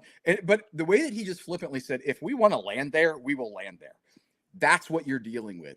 So it's comical to me when people think that Bibi Netanyahu is telling Donald Trump what to do. The other important thing is, Bob, the intelligence that, whether it's the CIA, I understand our CIA, our FBI, our group of people had a massive amount of intelligence. Obviously, Mossad does too, always has. Those two groups working together here, it's stunning what they were able to do. And to me, this actually affirms what happened on Saturday and then what happened, was it yesterday? It affirms what Trump said. It affirms what Rubio said. This was in the making, and they were waiting, and they waited for the perfect time. And the way that they were able to wait was they had the intelligence. They had a finger on the pulse of this. Otherwise, you don't kill the supreme leader and 48 others. Otherwise, you don't totally level the building where the clerics are meeting to pick a new leader. So this was in the making. This was the time to do it. Now imagine, here's what I want you to do. Imagine what Trump said there is true, and it is. But imagine if he thought they were going to attack and they were saber rattling. And by the way, the supreme leader got out over his skis. I mean, you want to talk about arrogance, man, oh man, Shevitz. They were saber rattling. Imagine if Donald Trump had sat on his hands and Iran had attacked someone somewhere, dropped a payload of something via drone, flown in from Venezuela, however it's done. Can you imagine? Can you imagine the fallout in the U.S. press? And can you imagine being a Trump supporter trying to make the argument, well, Iran didn't do anything wrong and we were waiting. But I mean, it's just, again, damned if he does, damned if he doesn't. This was the right move. Yeah, I completely agree. And it's exactly what, it kind of turned my attention away from my initial response, which was, come on, why are we doing this now? We need to focus on the midterms and focus on affordability. But that is exactly right. Once we found out that they knew there was active intelligence, that there was a strike coming, we didn't want to, and I think the word that the Secretary of War used, Secretary of State used, and the President used, we did not want to absorb a strike like that in order to justify us striking now. We're going to get out in front of it and save lives. Are there going to be lives lost in this effort? Yes, there are, because that's what happens in the nature of war or war activities. But we weren't going to allow innocent lives to be lost in the first strike by Iran and then come back after that. It made no sense. Well, so I don't want to go down a rabbit trail here because the toothpaste is already out of the tube. With respect to the role of the president. But Bob, I want to go back to what you just said. He knew that there was an attack coming and he did not want to absorb that attack. If you're a conservative, if you're a strict constructionist, you need to hang on those words, because what is the job of the president? To be the commander in chief of the United States military and defend this country from all enemies, foreign and domestic. That's his job. That is his literal job description. You can talk about economics all day long. That's not in his job description. It isn't. Now, for some reason, we pin the economic stability, strength, whatever, on the president. And if we had true free markets, then, but that's a discussion for another day. President Trump is literally doing the job that he was elected to do, that he's endowed to do by the U.S. Constitution. Yeah, that's exactly right. Even though they're saying now you don't have the right to do that unless you consult with us first. And I don't know if you saw Hakeem Jeffries yesterday. Bill Melugin embarrassed him. Bill Melugin, let me share this one because I played it earlier, Jack. I might as well share it with you too and get your reaction to this too. But this is just extraordinary. Listening to the House Minority Leader, Hakeem Jeffries, asked a very, very simple and perfectly on point question in this regard about, hey, your party didn't seem to have any problem with this when it was done in the past. What is different now? Listen.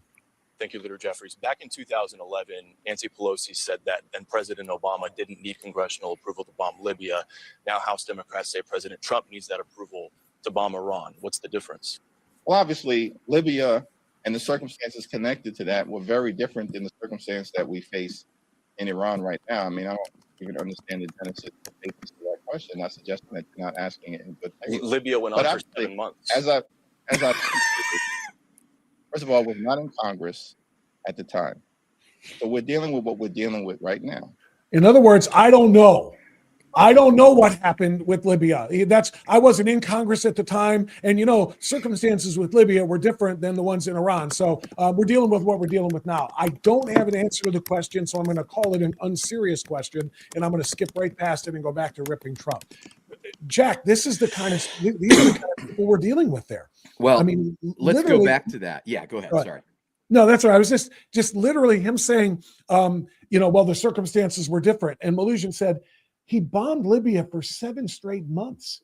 If Trump is still bombing Iran for 7 weeks, if 7 more days, people are going to continue to flip out. He bombed it, and no one raised a freaking eyebrow over what Barack Obama did, because there was no such thing. As much as we didn't like him, we didn't have, BDS. Or OBS, I guess it would be. We didn't have Obama ODS or Obama derangement syndrome. Yeah. Well, first of all, if oh shit had a look, that was it. Did you see Hakeem Jeffries' face? How do I get out of it? I mean, it was awesome. I mean, he's totally embarrassed, and he immediately resorted to, how dare you ask that question? I don't know if you've ever been in an argument with somebody and they're getting a slow motion ass kicking. That's exactly what they resort to. How dare you? How dare you insult me? No, I'm not insulting you. You're getting your ass kicked. And that's exactly what happened. And it couldn't happen. More like, how dare you expose my ignorance here? Exactly.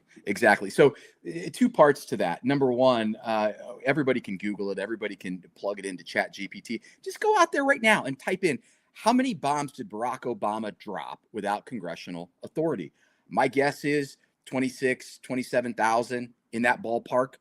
Did we hear a damn thing? Now, the one reporter, because you probably have the clip I have, did ask very thoroughly Pelosi at the time, are you saying the president does not need authority to do this, and then the president does not need authority to continue it? Yes, that's what I'm saying. Like, okay, so that was Libya. I don't care if you were in Congress or not. And by the way, what a dumb answer. Whether you're in Congress or not, that's called precedent, Hakeem. And the precedent applies, just like the law applies. Well, were you not born? I wasn't born, Bob, when that law was drafted. I should not be expected to follow the law. What an absolute buffoon. But we're dealing with the left. So I'm going to go to the other issue here. Not only did Barack Obama drop bombs here without congressional approval, but let's go back to what we were talking about at the beginning of the show. ICE. Since we're talking about the hypocrites again, Barack Obama, 56 people were killed by ICE while they were in the process of deporting 3 million illegal aliens under the Obama administration. Did we have the protests we have today? No, we did not. Did we have people saying that Barack Obama should be impeached? No, we did not. Did we have people saying that you can't love God in ICE? No, we did not. In fact, you would be stunned. Go back far enough and listen to Chucky Schumer walk through his 7 points of what we need to do to shore up the security of the border, to make sure that illegal aliens are out of this country, to protect our communities. These people are so damn stupid. Hey, guys, the internet's forever. Trump is doing precisely what they said they were going to do, what they did do. He's just 600,000 is the number Trump has deported. 2.4 million have left on their own. Why? Because we paid for their flights. We gave them some money, and then they may be able to re-enter the country illegally.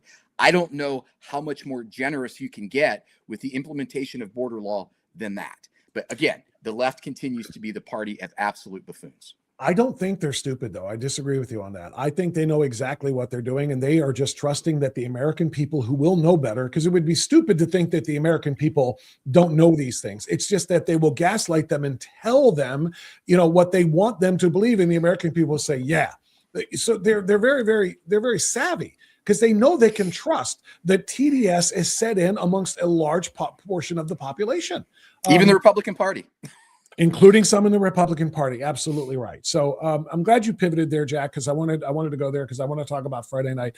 I have a series of screens I want to share with everybody real quick, just to kind of let you know.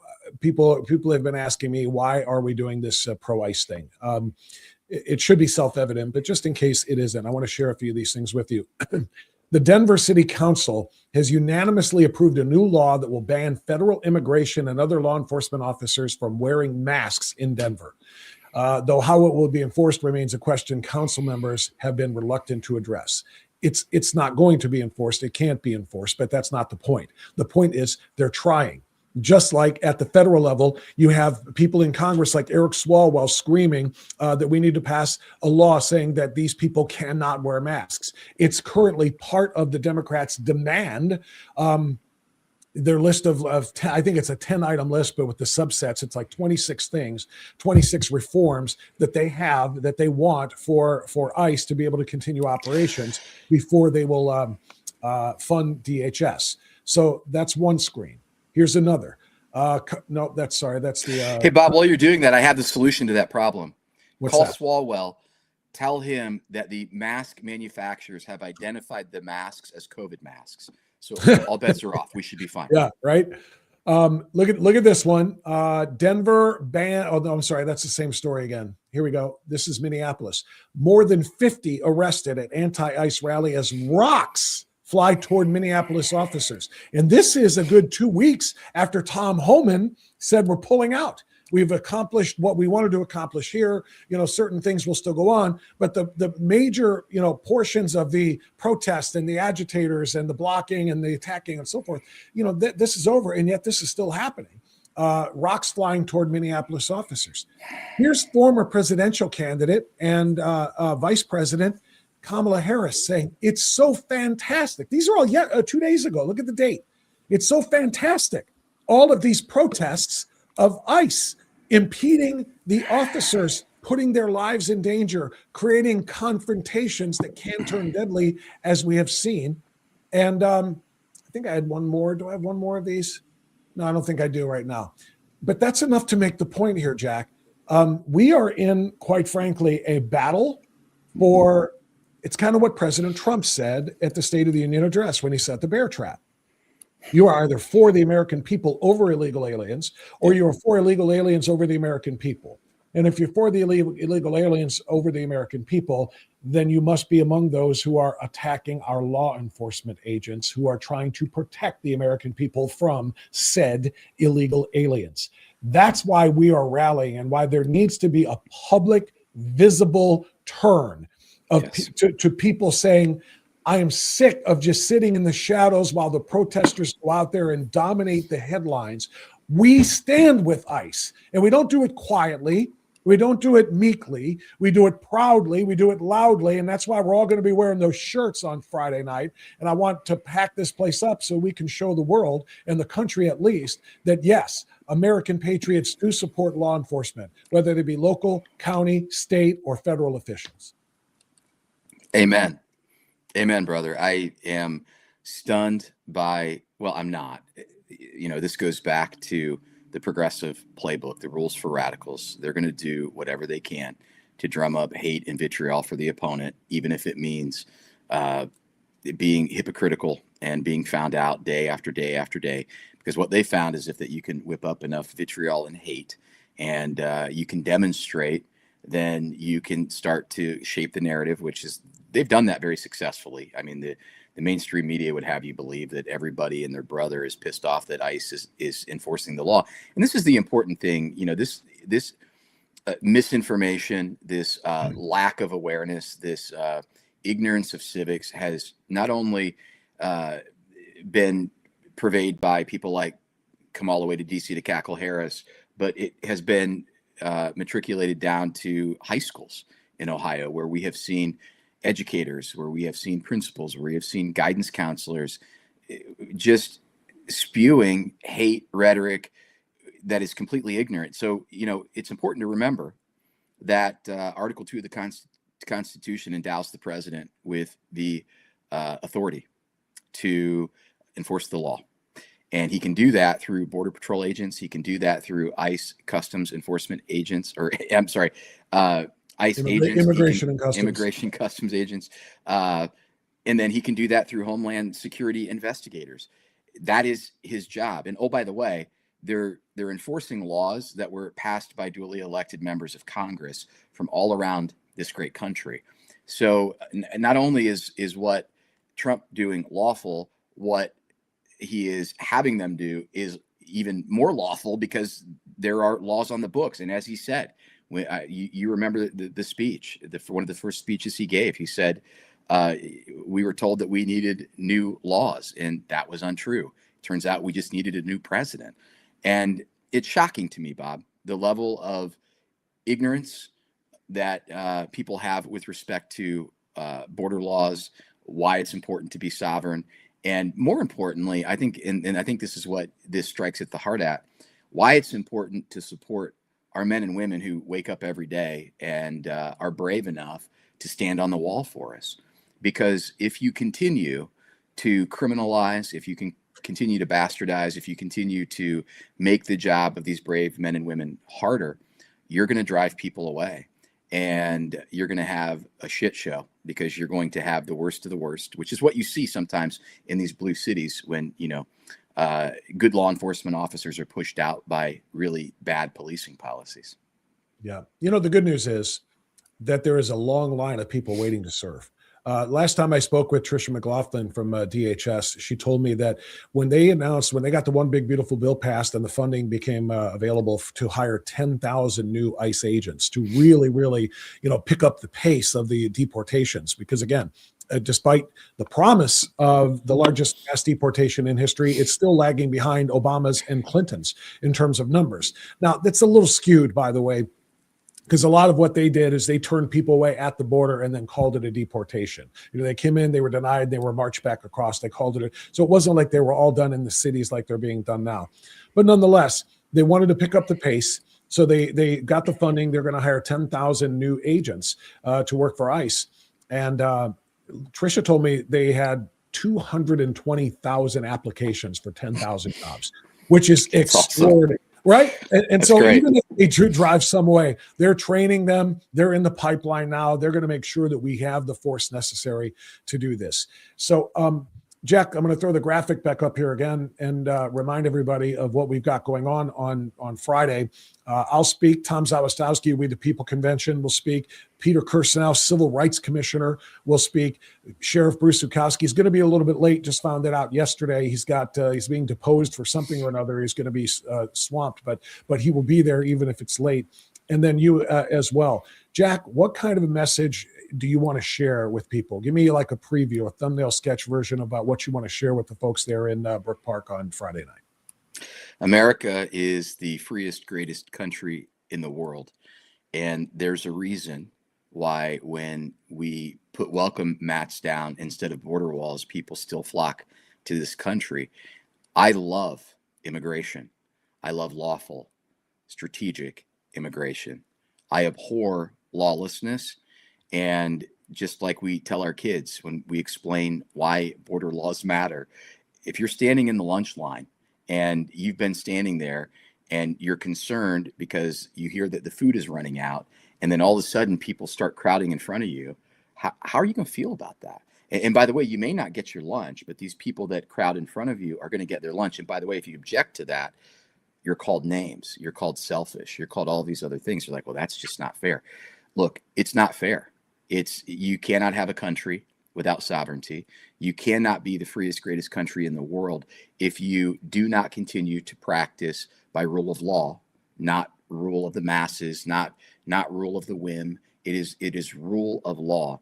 And we absolutely need to protect our American citizens, and we do that by celebrating and empowering and giving recognition to the brave men and women who stand on the wall for us. Listen, this is not just a public safety issue. This is a housing issue. This is a jobs issue. This is an affordability issue.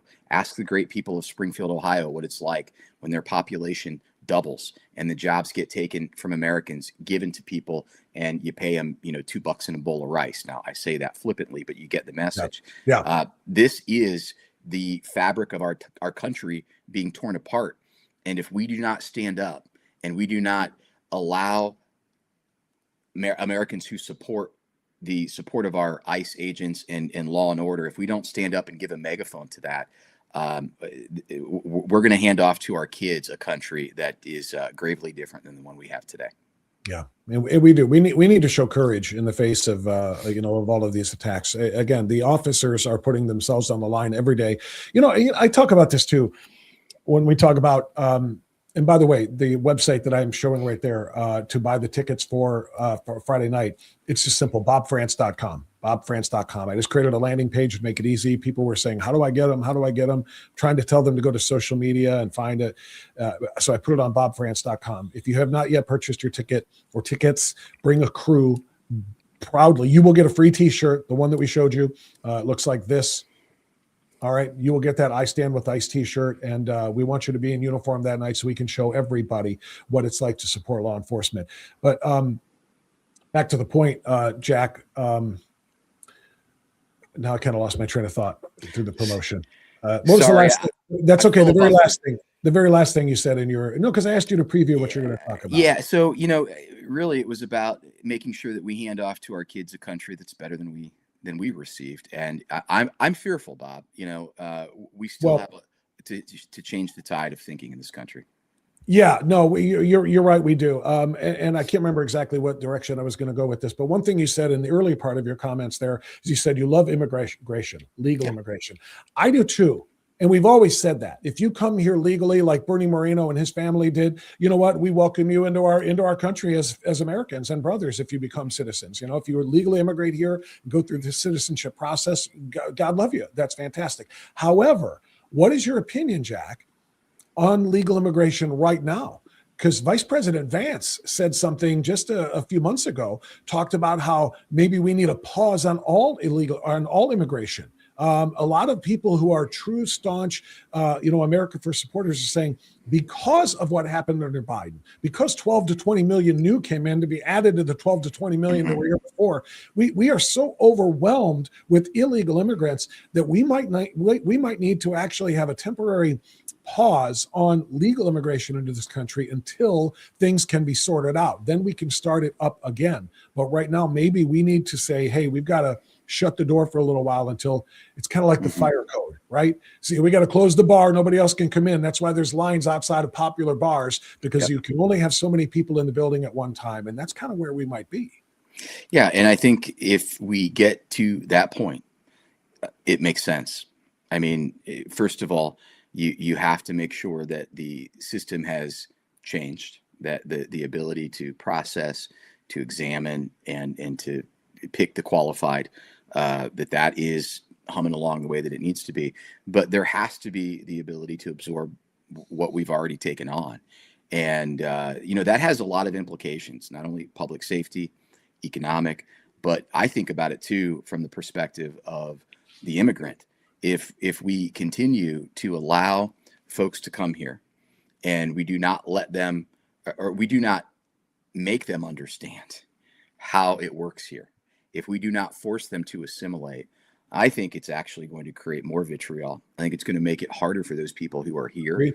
And I think it actually puts them at risk, because I don't know about you. I get a sense, unless you're talking to, a left-wing political reporter, I get the sense that most Americans are just done with people coming here and assuming that we're going to assimilate to their culture, and that they're not going to assimilate to ours. And I think that will reach a tipping point. And so I think it is imperative that we are thoughtful and that we understand what we can take on. And if we are at that capacity and we have to pause that for however long, then we have to pause it. I mean, at the end of the day, this is America. This is not, the Republic of Earth and we're all in this globe and we're all participating. No, that's globalism. We don't do that. This is America. And that is the responsibility of the president. And in fact, it's the responsibility of every elected person in office around this country.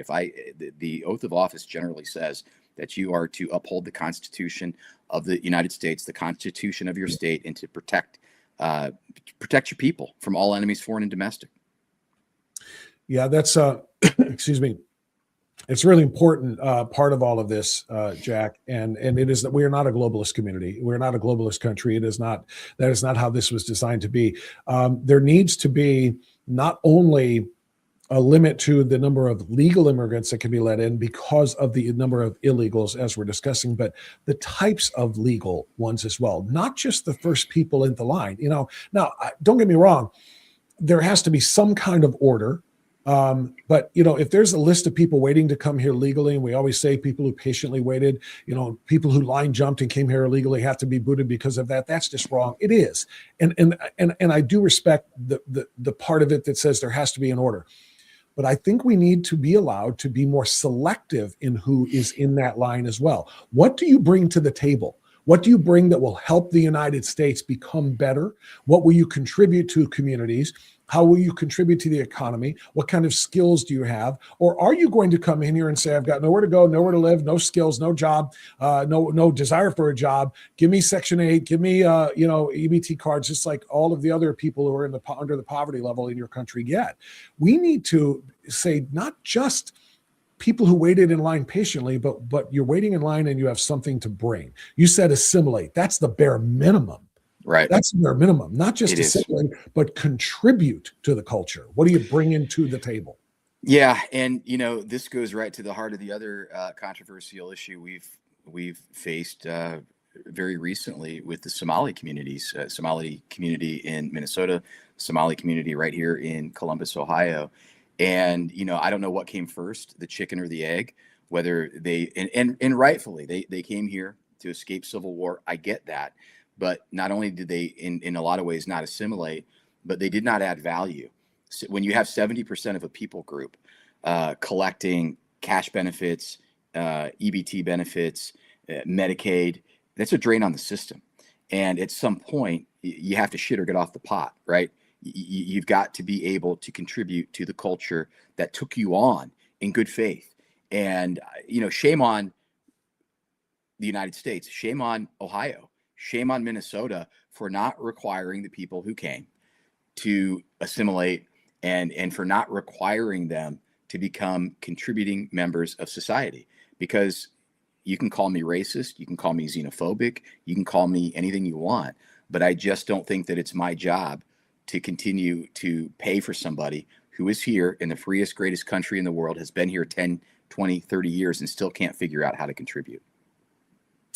Yeah, well, you're right. And, it's not racist, but you're right. They'll call you that. They'll call me that. They'll say we're racist. As a matter of fact, I had another story I was going to pull up, but I think we're a little short on time here.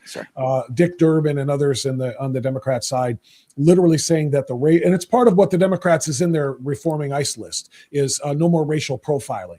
Well, if the overwhelming majority of 12 to 20 million people who came into this country illegally look a certain way, you're going to look at people who look like that when you're trying to find them. I've said this before. If there's a bank robbery and the guys jumped into a white Honda as their getaway car, police are going to say, look for a white Honda. And police aren't going to be saying, but we don't want to profile. We're going to pull over a red Blazer, or anything of that nature. We're going to look for what we're looking for. If there's a rash of tall people, 6'5" and taller, who are committing, all kinds of crimes, and police start keeping their eye on people who are a little bit taller, they're not trying to profile people. It's called investigation. It's called observational investigative techniques. If people are being jacked by 6'5" people, 6'5" people are going to get an extra eye on them. That's not profiling. And we may be asked, hey, what are you doing here? Hey, can I see your driver's license, please? That's just called policing. It's just called investigation. It's not about racism. And if there are 12 to 20 million people here who are predominantly brown or black or whatever, because so many of them come from Latin America, Central America, or from the Middle East, terrorists, tons of people came in from the Middle East. Well, then guess what? Those people are going to draw the attention of people who are trying to enforce laws. That's not profiling. Again, it's just investigative techniques. Amen. I mean, I can't say it any better than that. You know, It's just frustrating, you know. I mean, because these are common sensible things. You get it, I get it, and most reasonable people get it. But the idea that they're saying it's racism, it's more demonization of ICE, saying not only are they killing people like Renee Good and Alex Preddy, not only are they terrorizing children, they're going into schools and pulling little brown kids out of schools. You're telling all of these lies. You know, they have enough things to battle. Then they have to battle the charge that they're Nazi sympathizing, Gestapo jackbooted, Hitler acolytes who are racist as well. It's just, that's why we're fighting. That's why I cannot do enough to defend these guys, Jack. Last thought to you. Amen. Now I'm excited for Friday night, and more than anything, just excited to spend some time with you and the great people that will be in the room, and hang with some like-minded people, and recognize that the world is not full of the crazy leftists who want open borders and, want to support criminals, want to support truly misogynistic people. Supporting the Iranians is crazy to me. The Iranian people are amazing people, but supporting the radical Islamist regime is just out of this world. But that's who Democrats love to partner with. So it's going to be refreshing, Bob, to be with you and everybody on Friday night. I'm excited. Jack, really appreciate you being a part of it. We'll see you then. All right. Thanks, brother. There you go. That's Jack Windsor joining us here on Strictly Speaking Unfiltered. And we are very excited to have him be a part of this whole thing. Like I said, Peter Kirstenau was the first guy I reached out to. That's not true, actually, because I had a conversation with Sheriff Zukowski, and Sheriff Zukowski made a whole lot of headlines and made a whole lot of leftists pissed off because he did a video saying, here in Portage County, Ohio, our deputies will be cooperating in every measurable way with ICE. Our federal law enforcement agents are our partners, and we are going to be supportive of them. And as soon as I saw that, I interviewed the sheriff. We did an hour together, and then I said, you've got to speak. You got to come with me. And he was in immediately. Then I went to Kirstenau. Then I got a message from Tom Z. I said, Tom, you want to talk to? And then I thought, holy hell, how have I not talked to Jack Windsor yet? Jack Windsor has been one of the biggest patriots on this issue, and really almost any issue in Ohio. We got to get Jack to be a part of it too. So Jack came in, like I said, last, and that's why we updated the graphic there to make sure that you have all. I'm just going to call us the horsemen of the leftist apocalypse. They don't want anything to do with us. They see us coming, and leftism is going to die a very painful death. And that's what this whole thing is about. So the website, I threw it up there before. Is it still up there? It might be. Let me just make sure that you understand where to go. And okay, let's drop that off. Here we go. Yeah, go to bobfrance.com and it'll take you right to this page, the Frontline Freedom Fest ICE Appreciation Event. We want you to wear the t-shirt. It'll be free. Now, you can buy the t-shirts, by the way. You can go on there and just buy the t-shirts for $25 or 2 for $20, and we'll ship them to you. Okay? I can promise you that. We'll ship them to you. There's a little bit of a snafu right now on the site with respect to the shipping charge. It's going to be a minimal shipping charge. This is what it cost me to send it out to you. But if you want to buy the shirts and wear them, that's a huge part of the mission. I want these to be in public. I stand with ICE. Then with the show logo on the back, just above the collar. I stand with ICE. That's what it's all about. And I want you to have those. But if you are a ticket purchaser and an RSVP holder for the event on Friday night, you'll get your shirt free. All right. It comes with your purchase. So for that $35 ticket, you get a lot. You really do. You're going to get not only the t-shirt, which is a $25 t-shirt in the first place, but you're going to get heavy appetizers. You're going to get a full drink menu. You're going to get a special ICE-themed menu that you can order off of in addition to the heavy appetizers, and a Lenten menu for our patriotic Catholics who are going to come on Friday night. So there's going to be all kinds of things. We're going to have games and fun and prizes and raffles. Somebody is going to win a chance to sit next to me and actually co-host this show on Strictly Speaking in an upcoming show. So I'm very much excited about that. But for your $35, you get an awful lot, not to mention the leadership of the gentlemen that you just saw that are going to be on that stage. So go to bobfrance.com and get your tickets ASAP. And like I said, if you know a conservative patriot who would appreciate this but doesn't know about us, maybe doesn't even know about this show, let them know. Sorry to steal the Cavs moniker there, but let them know. Let them know about Friday. Send them bobfrance.com. Send them the link to the RSVP. Send them the link to the T-shirts. Let's get more and more people involved because we want to make sure that a loud, large statement is made on Friday. Let me dive into the chat because, again, we've been very busy with conversations with Jeannine and with Jack Windsor. And let's see what is going on in our chat room this morning as we get ready to wrap it up. Politically Incorrect Mechanic says the correct way to say it is that Biden administration paid child traffickers to sponsor children. He's going back to that clip that I played in which Kristi Noem testified that the Biden administration paid sponsors who ended up trafficking children. Charlie's right. They're actually traffickers who are sponsoring children, not the other way around. They just want to stop everything, not just ICE. Charlie says, a different Charlie says, but they think kids in cages was cruel. Yeah. Let's see. They're talking about the two remains of two children that were found in suitcases in Cleveland yesterday. A horrific, horrific story. There's not much to report on that other than the shock value of, oh my God, just horrible to even think about. Boy, it seems like my graphic goes away every time I switch screens. It's kind of frustrating. Anyway, let me see what else is going on in the chat here. Ramadan is going on until March 21st. I did not know that. So yeah, Jack was having a little bit of fun with the muzzies. You must wear the hijab. Westlake Muslim Association Center is hopping. Let's see. Jack, Sunbury, Ohio is fighting like heck to stop a data center from being constructed. Help. Buckeye Therese. Yeah, we're going to be talking about that with Vivek Ramaswamy in an upcoming episode of this live stream, and also with Senator Moreno, which hopefully will happen by the end of the week, the Senator Moreno part. We're going to talk about the data centers. Let's see. Iranian drones have kept the Russians in the war. Video of Trump in 1980 in the hostage crisis. He has been consistent in his message. Yes, he has. I've seen those. Didn't know it was 1980, but I've seen those same videos of Trump saying the same message when he was just a private citizen as he is now, that he is the leader of the free world. Let's see, what else do we have?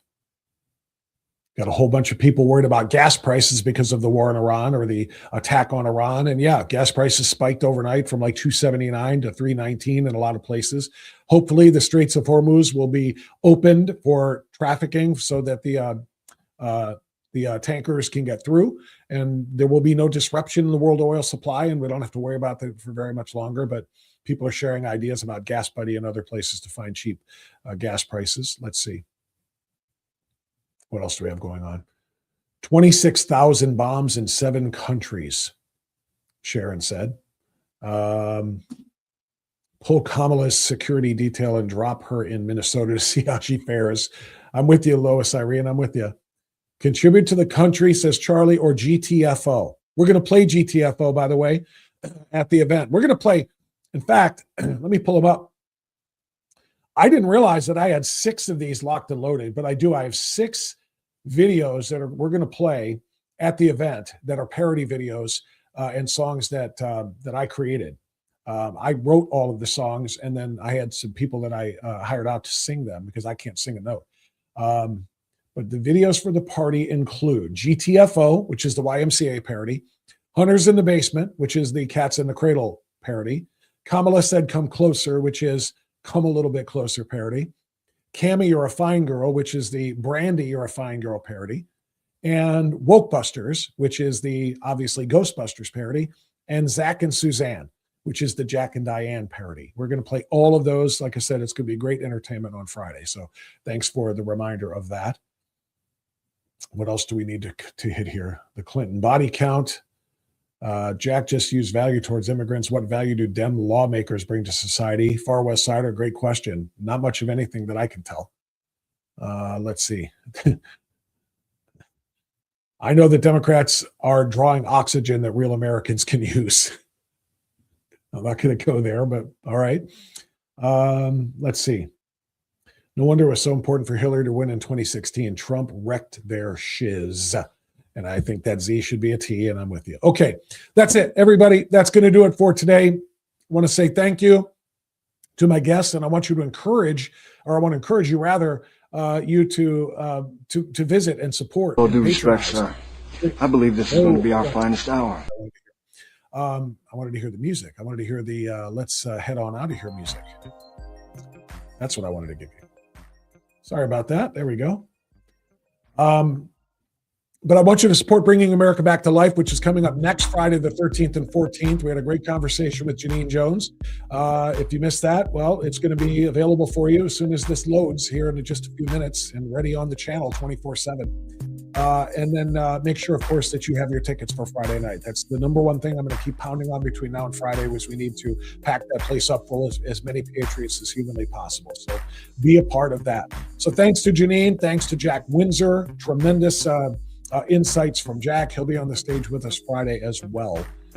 Anything else you need to know? Tomorrow, the chairman of the House Judiciary Committee and member of the House Oversight Committee, Jim Jordan, will be live on the program, as well as Dr. Everett Piper. And like I said, we're going to have Bernie Moreno either tomorrow or Friday. Just not sure. We're going to have to nail that down. All right, I think that's it. That's all I can offer you right now, except a reminder. I'm going to hit the graphic again. It's the t-shirt you get free with your paid admission to the event on Friday. We Stand with ICE. That's what you're going to see if you're there on Friday. And if you're looking for tickets and you can't remember bobfrance.com, get your phone out, take a picture of your screen, because boom, there's the QR code. Try to make it as easy as possible for you to be a part of this whole thing. QR code disappears in 3, 2, 1. Thanks, everybody. Be well, be safe, and stay free. We will see you tomorrow. Oh, I'm sorry. One more thing. Quickie. Hey, Unfiltered Insiders. These are my paid supporters inside the locals community. First of all, become a member of the locals community and become a paid supporter and an insider. We have a personal town hall meeting, just you and I, tonight, 9 o'clock. Final prep for Friday's event, and we got a couple of other special announcements just for you guys. That's tonight, 9 o'clock. If you are not yet a paid subscriber and supporter as an Unfiltered Insider, go to the locals community, click the join button underneath the screen on Rumble right now, and become a member so that you can have special events and special gatherings that we are putting together that are just for us insiders as well. That's coming. So just a reminder about the meeting tonight at 9 o'clock, everybody. Thanks so much. Be well, be safe, stay free. I'll say that for the final time. And now, good day.